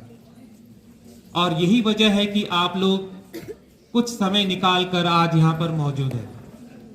लेकिन अगर हमारे बच्चों की स्ट्रेंथ की बात करें और अभिभावकों की स्ट्रेंथ की बात करें तो कहीं ना कहीं वो कमी या अंतर नजर आता है।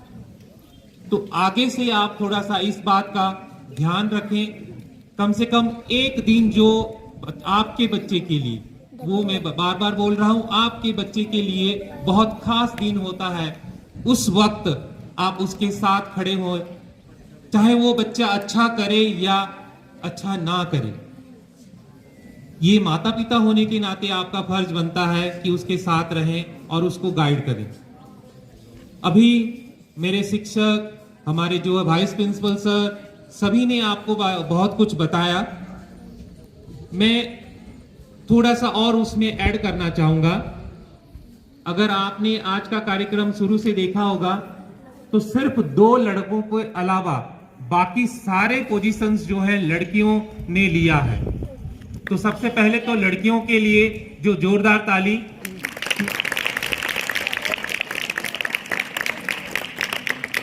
लेकिन मैं अभिभावक से ये बात कहना चाहूंगा आज इस मंच से, आमतौर पे हम लड़कियों को लड़कों के तुलना में कम आंकते हैं, और आज देखिए आपके सामने में आपकी ही बेटी आपकी नाम रोशन कर रही है, जिसके वजह से आप इस मंच पर आकर शान से जो है फोटो खिंचवा रहे हैं। इसको यादगार बनाने के लिए हमने खास तौर पे फोटोग्राफर को बुलाए हैं, ताकि आप इसको याद रखें कि मेरी बेटी जो है इस क्लास में 1st, 2nd या 3rd पोजीशन हासिल की थी पूरे स्कूल में। मेरी बेटी जो है स्कूल को टॉप की थी। इसके साथ साथ उन अभिभावकों के लिए मैं भी एक संदेश देना चाहूंगा, खास तौर पे लड़कों के अभिभावक। क्या आपको लगता है आपके लड़कों में कमी है? कभी भी कोई पेरेंट्स ये बात नहीं बोलेंगे कि हाँ मेरे बेटे में जो है कमी है। तो फिर आपके बच्चे मतलब खासतौर पे लड़के ये मंच पर क्यों नजर नहीं आ रहे हैं? आज आप आए हैं, मैं चाहूंगा आप थोड़ा समय अपने लड़कों के साथ दीजिए और इस बात पर आप मनन चिंतन करें और उसका कारण पता करें कि ऐसी क्या बात थी, क्या कारण है जिसके वजह से आपका बेटा जो यहां मंच पे आने से रह गया या वंचित हो गया। अगर आपकी तरफ से कोई कमी है तो आप पूरा करने की कोशिश करिए। अगर आपको लगता है, पता चलता है कि हमारे तरफ से कुछ कमी है, आप हमें बताइए, हम उसको सहृदय ग्रहण करेंगे और उसमें पूरी तरह अमल करने की कोशिश करेंगे। लेकिन मुझे जहां तक पता लगता है, हमारी जो एनालिसिस के हिसाब से इसका एक कारण मैं आपको बता देना चाहूंगा और वो आप अपने बच्चों से भी पूछ लीजिएगा, जिसके लड़का भी है और लड़की भी हमारे विद्यालय में पढ़ते हैं, उन पेरेंट्स को ये ज्यादा अच्छे से पता चल जाएगा। दोनों के लिए समान गतिविधियां होती है, दोनों के लिए समान जो रूटीन है, दोनों के लिए एक ही टीचर पढ़ाते हैं, सब कुछ समान है, खाना पीना, रहना, उठना, बैठना सब कुछ समान है। फिर अंतर क्यों है? अंतर जो है तैयारी के तरफ से है। लड़कियों को हम एक बार बोल देते हैं कि आपने हाउस से बाहर नहीं निकलना है, पढ़ाई करना है। लड़कियां हाउस में ही बैठ के पढ़ाई करते हैं। लड़कों को ये बात बोल दीजिए और लड़के बोलने के बावजूद भी जो है 10 बार टोकने के बावजूद भी जो है हाउस में या तो बातचीत करते रहेंगे या हाउस के अंदर खेलते रहेंगे। और यही केयरलेसनेस जो है आज उनके रिजल्ट में नजर आ रहा है। अगर हमारे लड़के भी सीरियस होंगे, पढ़ाई के टाइम में पढ़ाई, खेल के टाइम में खेल, ये अगर मान लेंगे, डिसाइड कर लेंगे, ठान लेंगे, तो ये लड़कियों को भी मात दे सकते हैं। और मैं चाहूंगा इस संबंध में आप हमें सहयोग करें कि हमारे लड़के भी आगे बढ़े। अक्सर जो है हम आप लोग को बुलाते हैं स्कूल में 2 कारण की वजह से। एक, अगर आपका बच्चा बीमार हो जाता है और हमें लगता है कि इसको माँ बाप की या घर की जो है जरूरत है, तो हम बुलाते हैं आपको फोन करके कि आप अपने बच्चे को लेके घर में जो है ट्रीटमेंट करिए, जो फर्स्ट एड देना था हमने दे दिया है। दूसरी बात, हम कॉल करते हैं अगर कोई बच्चा इनडिसिप्लिन करता है तो। और हमारे जो एक्सपीरियंस से ये पता लगा है कि हम बॉयज के पेरेंट्स को ही बुलाते हैं कि आज ये कर दिया, कल वो कर दिया। लेकिन ऐसी बात नहीं कि हर छोटी बात के लिए हम कॉल करते हैं। मेरे जो हाउस मास्टर्स हैं कोशिश करते हैं अपने लेवल पे बहुत सारी ऐसी छोटी मोटी समस्या जो है उसको समाधान कर देते हैं और वो बच्चे को माफ भी कर देते हैं। जो थोड़ी सी सीरियस होता है वो मेरे तक बात पहुंचती है, और जो बात मेरे तक पहुंचती है तो भी मैं अगर लगता है कि मुझे कि हाँ इसमें एक बार मौका देना चाहिए तो मैं अपने तरफ से मौका दे देता हूं। उसके बावजूद भी कई बच्चे ऐसे हैं जो बार बार कहने के बाद, बार बार मौका देने के बाद भी जो है गलतियां करते हैं। और कई गलतियां ऐसी होती हैं जो हम जो है माफ नहीं कर सकते। कहने का तात्पर्य उसमें जो बहुत सीरियसनेस बहुत ज्यादा है। उसका एक उदाहरण दूंगा कि बिना बताए कैंपस से बाहर चले जाना, वो भी किस लिए? कुलचे खाने के लिए, बर्गर खाने के लिए। कई बार मुझे ऐसा लगता है कि हम यहाँ खाना नहीं देते हैं, बच्चों को भूखा मार देते हैं और यही वजह है कि बच्चे चले जाते हैं। आप अपने लड़के लड़कियों को दोनों को पूछ लीजिएगा यहाँ खाना कैसा मिलता है, और खुद अपने घर का जो आप खाना बनाते हैं रोज उसके साथ जो है मैच कर लीजिएगा, आपको अंतर नजर आ जाएगा। लड़कियों को एक बार कहा जाता है आप टाइम पे पहुंचना है, वो टाइम पे पहुंच जाती हैं। लेकिन लड़कों को बार बार बोलना पड़ता है, डंडे उठाने पड़ते हैं, पीटने पड़ते हैं, तब जाके वो आते हैं। सिर पे खड़ा रहना पड़ता है। सुपरवाइज स्टडी में मैं कई बार राउंड लेता हूं, लड़कियों को स्कूल बिल्डिंग में बिठाया हुआ है, और लड़कों को जो है बॉयज में इसमें कहा हुआ है कि वहां बैठ के पढ़ेंगे। लड़कियां यहाँ पे लगभग 250 बैठी रहती हैं, कोई आवाज नहीं होती है, पिन ड्रॉप साइलेंस रहता है, बच्ची सारी लड़कियां पढ़ती रहती हैं। और वहां मेस में जो है मेरे 2 टीचर होते हैं, उसके बावजूद भी जो है शोर होते रहता है। और बार बार टोकाटाकी करने के बाद जब राउंड में जाता हूं चुपचाप खड़े हो जाता हूं, देख के चुप हो जाते हैं, फिर से जैसे ही निकले फिर से ये हो जाता है। यही कारण है कि आज आपके रिजल्ट के सामने में लड़कियां बेहतर कर रही हैं और लड़के जो पीछे रह रहे हैं। आप उस पर गौर करिए, अपने बच्चों को समझाइए। जो पढ़ने के लिए समय दिया गया है उसमें पूरा समय जो पढ़ाई के लिए दीजिए। खेलने के लिए समय दिया गया, खेलने के टाइम में पूरा खेलिए, कोई मना नहीं कर रहा है। लड़कों के लिए और एक बात भी मैं बताना चाहूंगा कि हाउस मास्टर्स, हमारे स्टाफ भी बच्चों के हॉस्टल के आसपास रहते हैं और हमारा कैंपस बहुत छोटा है। मेरा क्वार्टर भी हाउस के पास ही है, लेकिन जब कभी भी बच्चे हॉस्टल में रहते हैं तो हॉस्टल के अंदर से या हॉस्टल के बाहर बच्चे खेलते हैं या इधर उधर घूमते हैं, तो उनके मुंह से बहुत ही एक नया भाषा जो सुनने को मिलता है, जो मैं मंच से नहीं बोल सकता हूं। आप समझ सकते हैं कि वो कौन सी भाषा है जो वो बोलते हैं।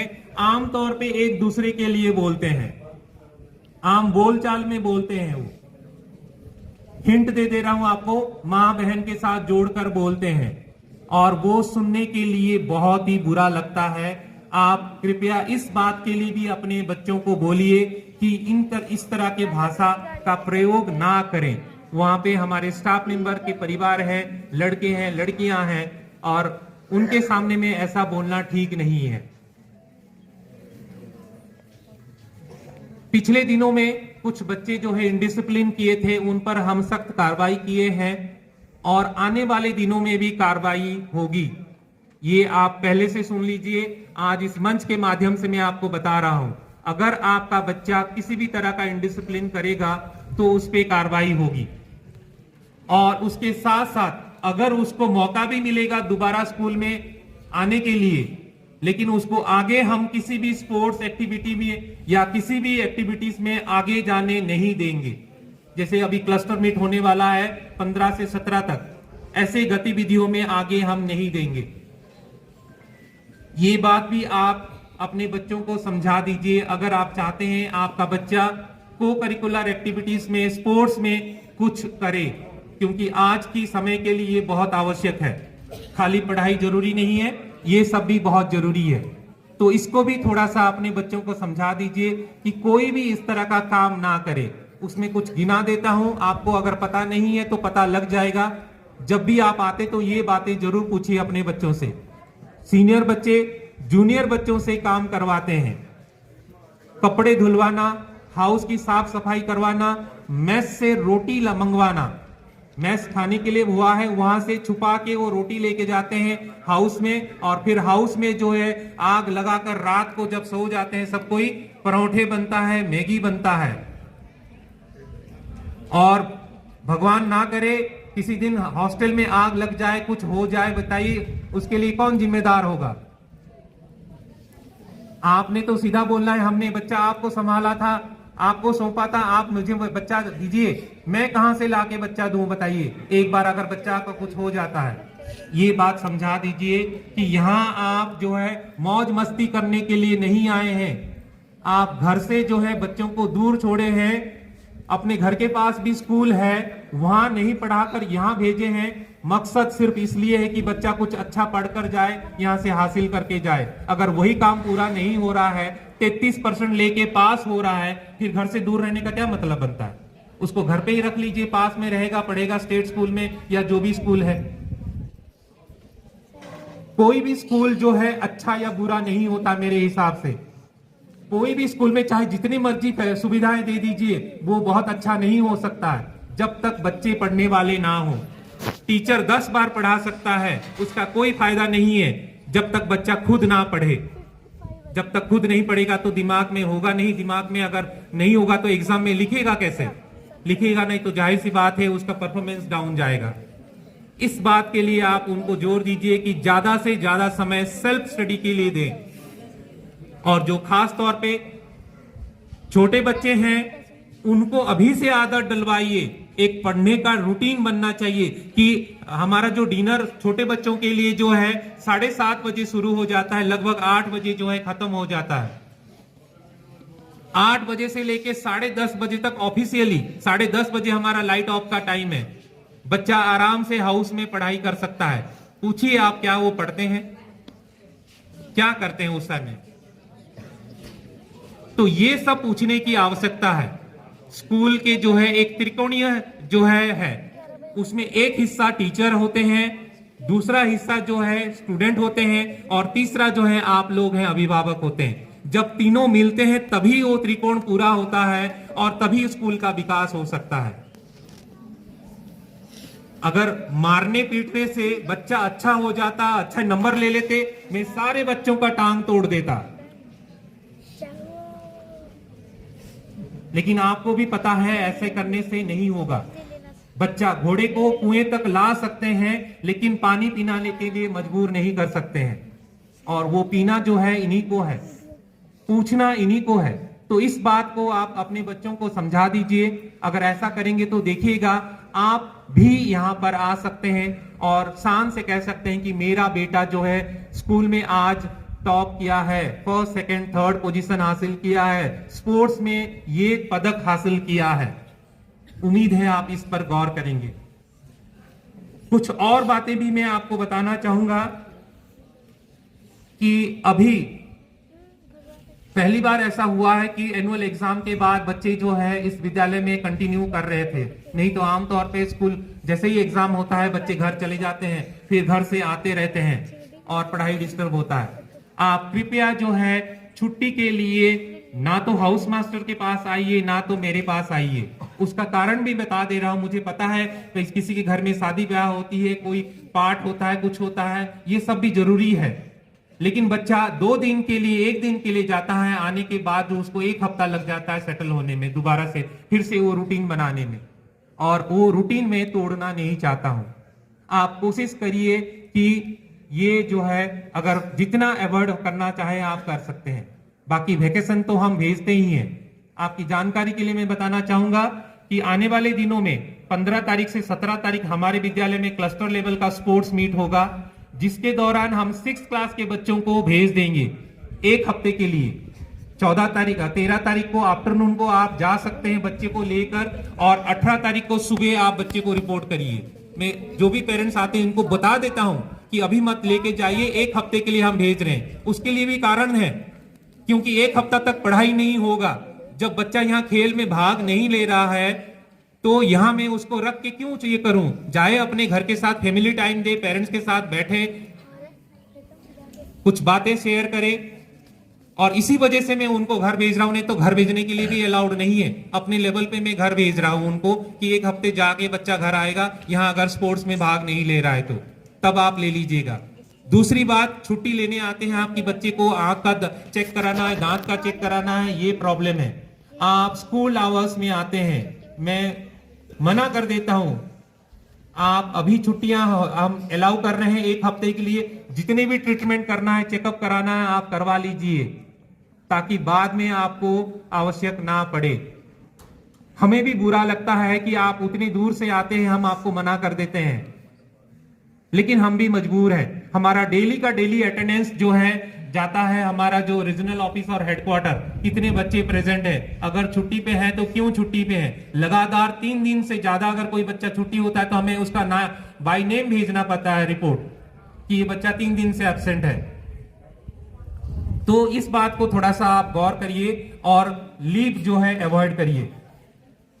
हमारे वाइस प्रिंसिपल सर आपको कई सारी जानकारी दी है PM श्री के तहत। उसके बारे में थोड़ा सा एक और बात बताना चाहूंगा, ऐड करना चाहूंगा कि आमतौर पे आपने बहुत सारे कोचिंग इंस्टीट्यूट सुना होगा, जैसे कि एलन है जो बायोलॉजी या नीट के लिए अच्छा बहुत माना जाता है। उसी तरह IIT के लिए बहुत सारे जो कोचिंग इंस्टीट्यूट है, उनमें से एक अच्छा जो है इंस्टीट्यूट जिसका नाम है फिजिक्स वाला, वो अभी हमारे विद्यालय में नए सेशन से, मतलब इसी सेशन से वो +1 साइंस और +2 साइंस के बच्चों को IIT और नीट के कोचिंग देंगे। तो ये भी सुविधा हमने किया हुआ है। खाली पढ़ाई के क्षेत्र में नहीं है, स्पोर्ट्स के लिए अलग से जो है हमने कोच का बंदोबस्त किया है। खास अभी जो हमारे पास बास्केटबॉल का कोच आ रहे हैं, आने वाले दिनों में हम कोशिश करेंगे दूसरे गेम के भी कोच को हम हायर करेंगे और बच्चों को कोचिंग देंगे।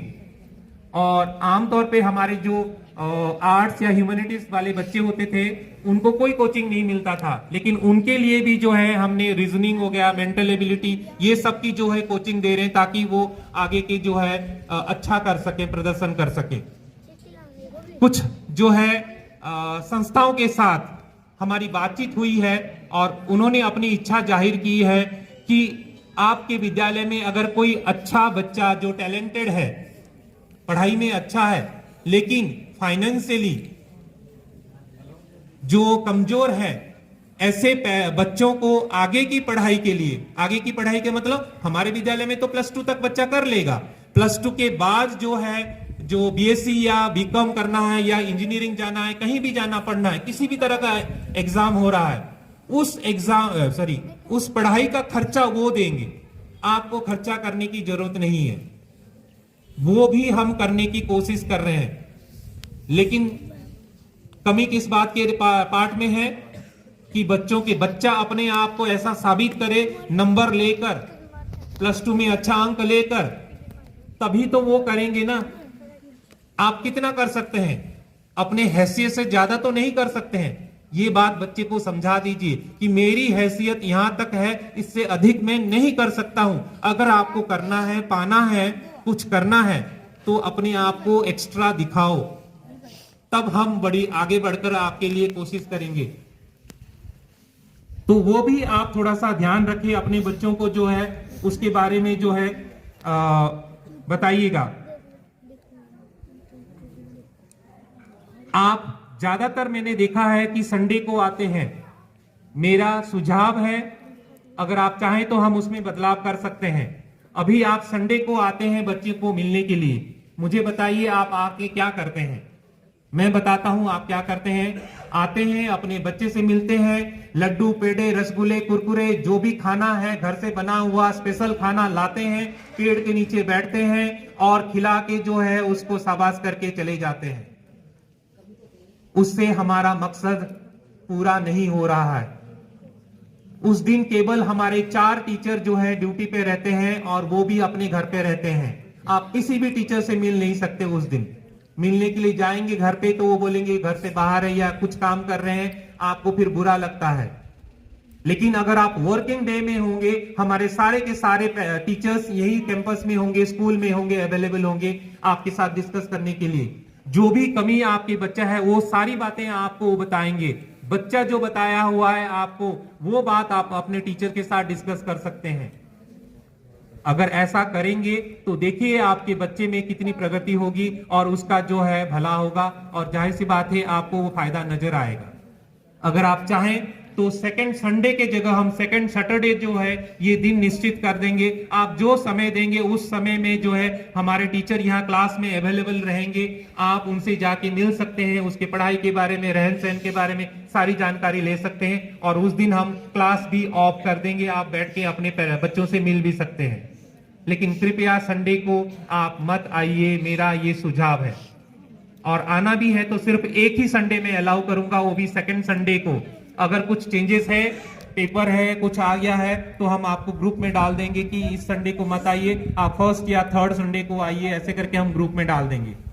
लेकिन अगर आप चाहें तो हम उसको सेकंड सैटरडे जो वर्किंग डे होगा वो हम कर सकते हैं। हमने कभी भी ये नहीं कहा है कि आप पिता को ही आना है या माता को ही आना है। गार्डियन भी आ सकते हैं पता लेने के लिए।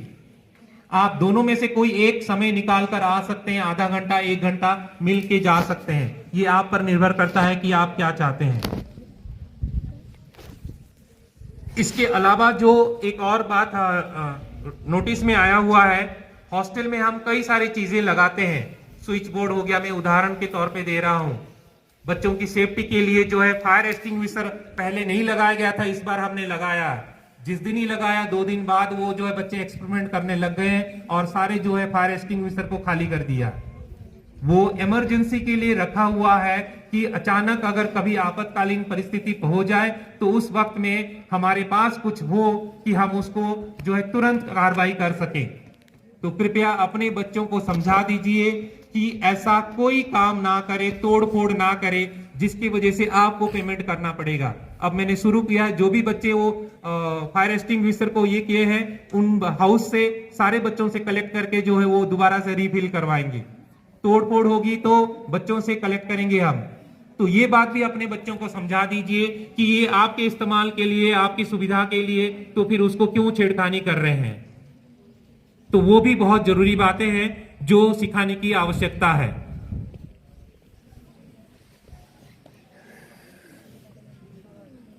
हमारे विद्यालय में स्किल एजुकेशन के लिए भारत सरकार की तरफ से जो है हुआ है, ये हर विद्यालय में चल रहा है। हमारे विद्यालय में जो है डाटा एंट्री का जो है स्किल एजुकेशन के लिए रखा गया है। +2 +1 के बच्चे उसमें भाग लेते हैं। और आज मंच पर से भी बताया गया कि आज का जो रिपोर्ट कार्ड बना हुआ है, अभी थोड़ी देर में आपको मिलेगा, वो रिपोर्ट कार्ड किसने तैयार किया है?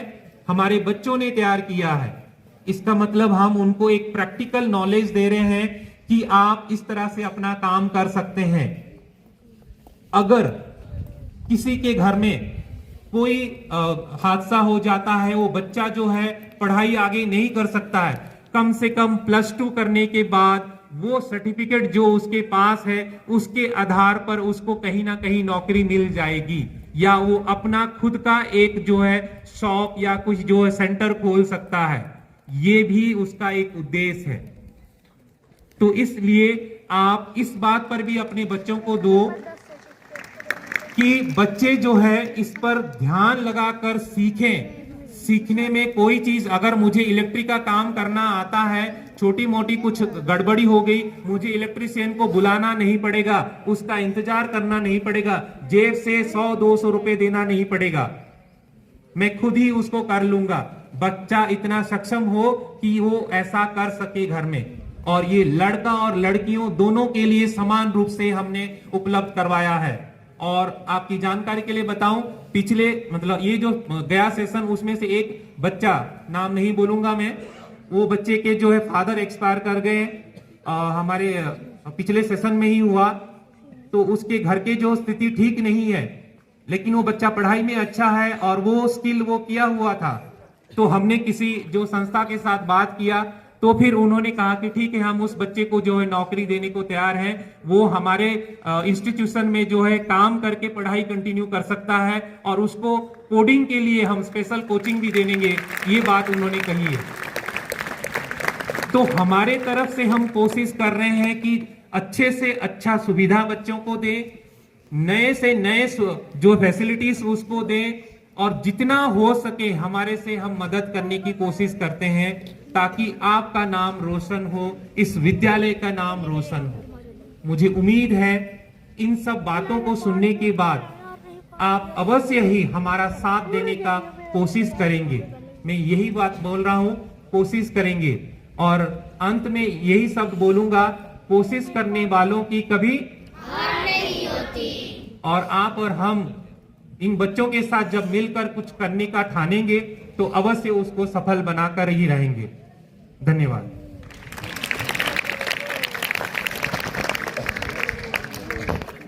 धन्यवाद सर। आप सभी अभिभावक जिन्होंने ध्यानपूर्वक सर की बात सुनी, आप सभी का धन्यवाद। अगर किसी पेरेंट्स का कोई सुझाव है, थोड़ा सा समय लूंगा मैं, तो अगर किसी का सुझाव है तो वो सर से डिस्कस कर सकता है।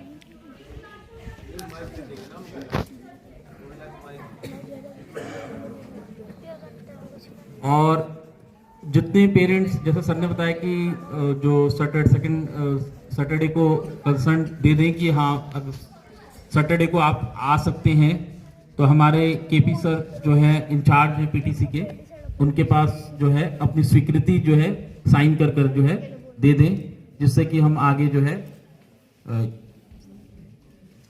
या अभी सर बता रहे हैं, जैसे कि सर बताएंगे। अभी आप लोगों से चर्चा हुई कि हम लोग चाह रहे हैं कि सेकेंड सैटरडे हम पीटीसी का रख दें, और उसके पीछे कारण है प्रिंसिपल सर ने आपको बताया, ताकि बच्चे की जो शैक्षणिक गतिविधियां हैं उसका एकेडमिक कैसा चल रहा है उसके बारे में, आप उसकी प्रगति के बारे में आप शिक्षकों से मिल सके। और शिक्षक हमारे संडे को अवेलेबल नहीं होते, 4-5 टीचर हमारे रहते हैं संडे को, और दूसरे टीचरों की हमारी वीकली ऑफ रहता है, छुट्टी रहती है। तो हम चाहेंगे कि हमारा एकेडमिक अच्छा हो सके, स्कूल और बेहतर हो सके। इसके लिए अगर हम सेकेंड सैटरडे, जो कि हमारा डिपार्टमेंट की तरफ से भी सेकेंड सैटरडे कहा गया है, तो क्या अगर हम इसको सेकेंड सैटरडे कर दें, आप लोगों में से कितने लोग मानते हैं कि सेकेंड सैटरडे ठीक रहेगा? प्लीज रेज योर हैंड, ऐसे अभिभावक। तो मेरे ख्याल से मेजोरिटी है, तो हम सेकेंड सैटरडे कर देते हैं। आपसे सेकेंड सैटरडे हमारी पीटीसी होगी।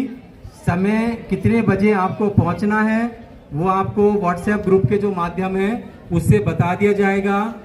ग्रुप में भी हम डाल देंगे कि पीटीसी में हमारे जो पेरेंट्स की कंसेंट है, मेजोरिटी है, वो चाहता है कि पीटीसी अब हमारा कब हो? Second Saturday. Thank you so much. आपका रेस्पॉन्स को देखते हुए मुझे अच्छा लगा, तो इसलिए मैं आपका तो धन्यवाद करना चाहूँगा। और दूसरी बात, अच्छा लगा इसलिए मैं कुछ आपके लिए भी बोल रहा हूँ कि आने वाले दिनों में कोशिश कर रहे हैं कि हम अप्रैल महीने के लास्ट के आसपास, जिस दिन भी होगा फाइनल, हम चाह रहे हैं कोई चीफ गेस्ट बाहर से आए जो हमारे विद्यालय के लिए कुछ देकर जाए। मैं बोलूँगा क्योंकि मैं उस हिसाब से सोच रहा हूं, इसी वजह से हम थोड़ा सा ये लेट कर रहे थे एनुअल रिजल्ट डिक्लेरेशन का भी। मैं चाह रहा था किसी को बुलाऊं और उनके माध्यम से ये एनुअल रिजल्ट डिक्लेयर करें, और विद्यालय को जो है कुछ अगर मदद कर सकते हैं तो वो करें।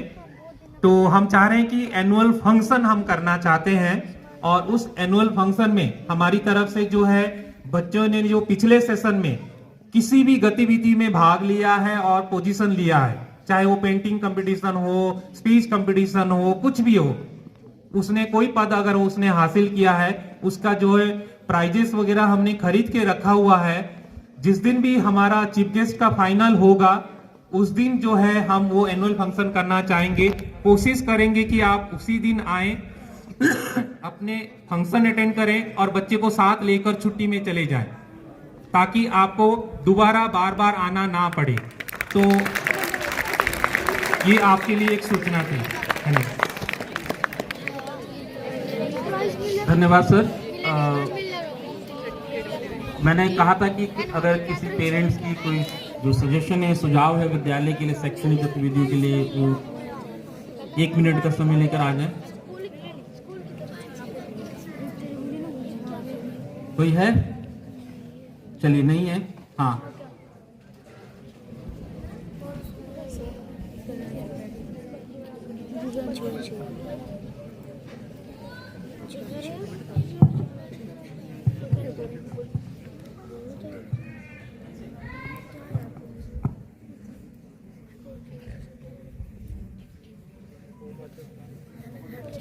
नोट कर लिया गया है सर के द्वारा। ओवरऑल टॉपर जो हमारी उपासना है, उसके लिए खुशखबरी का था कि उनके घर जो है उनका एक छोटा भाई जो है इस धरती पर जो है अवतरण लिया है। तो जोरदार जो है तालियां। और उपासना के फादर जो है, उपासना के ओवरऑल टॉपर होने की खुशी में जो है सर को और सभी संबंधित स्टाफ को जो है मिठाई खिलाना चाहते हैं। तो उनको मैं मंच पर आमंत्रित करूंगा कि वो मंच पर आ जाए मिष्ठान वितरण के लिए।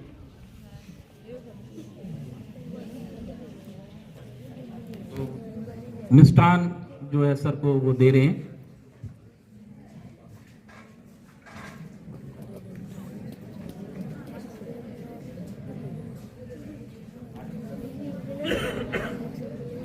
हम चाहेंगे आप लोग में से भी जो है लड़कों की तरफ से भी ऐसे ही मिठाई आए।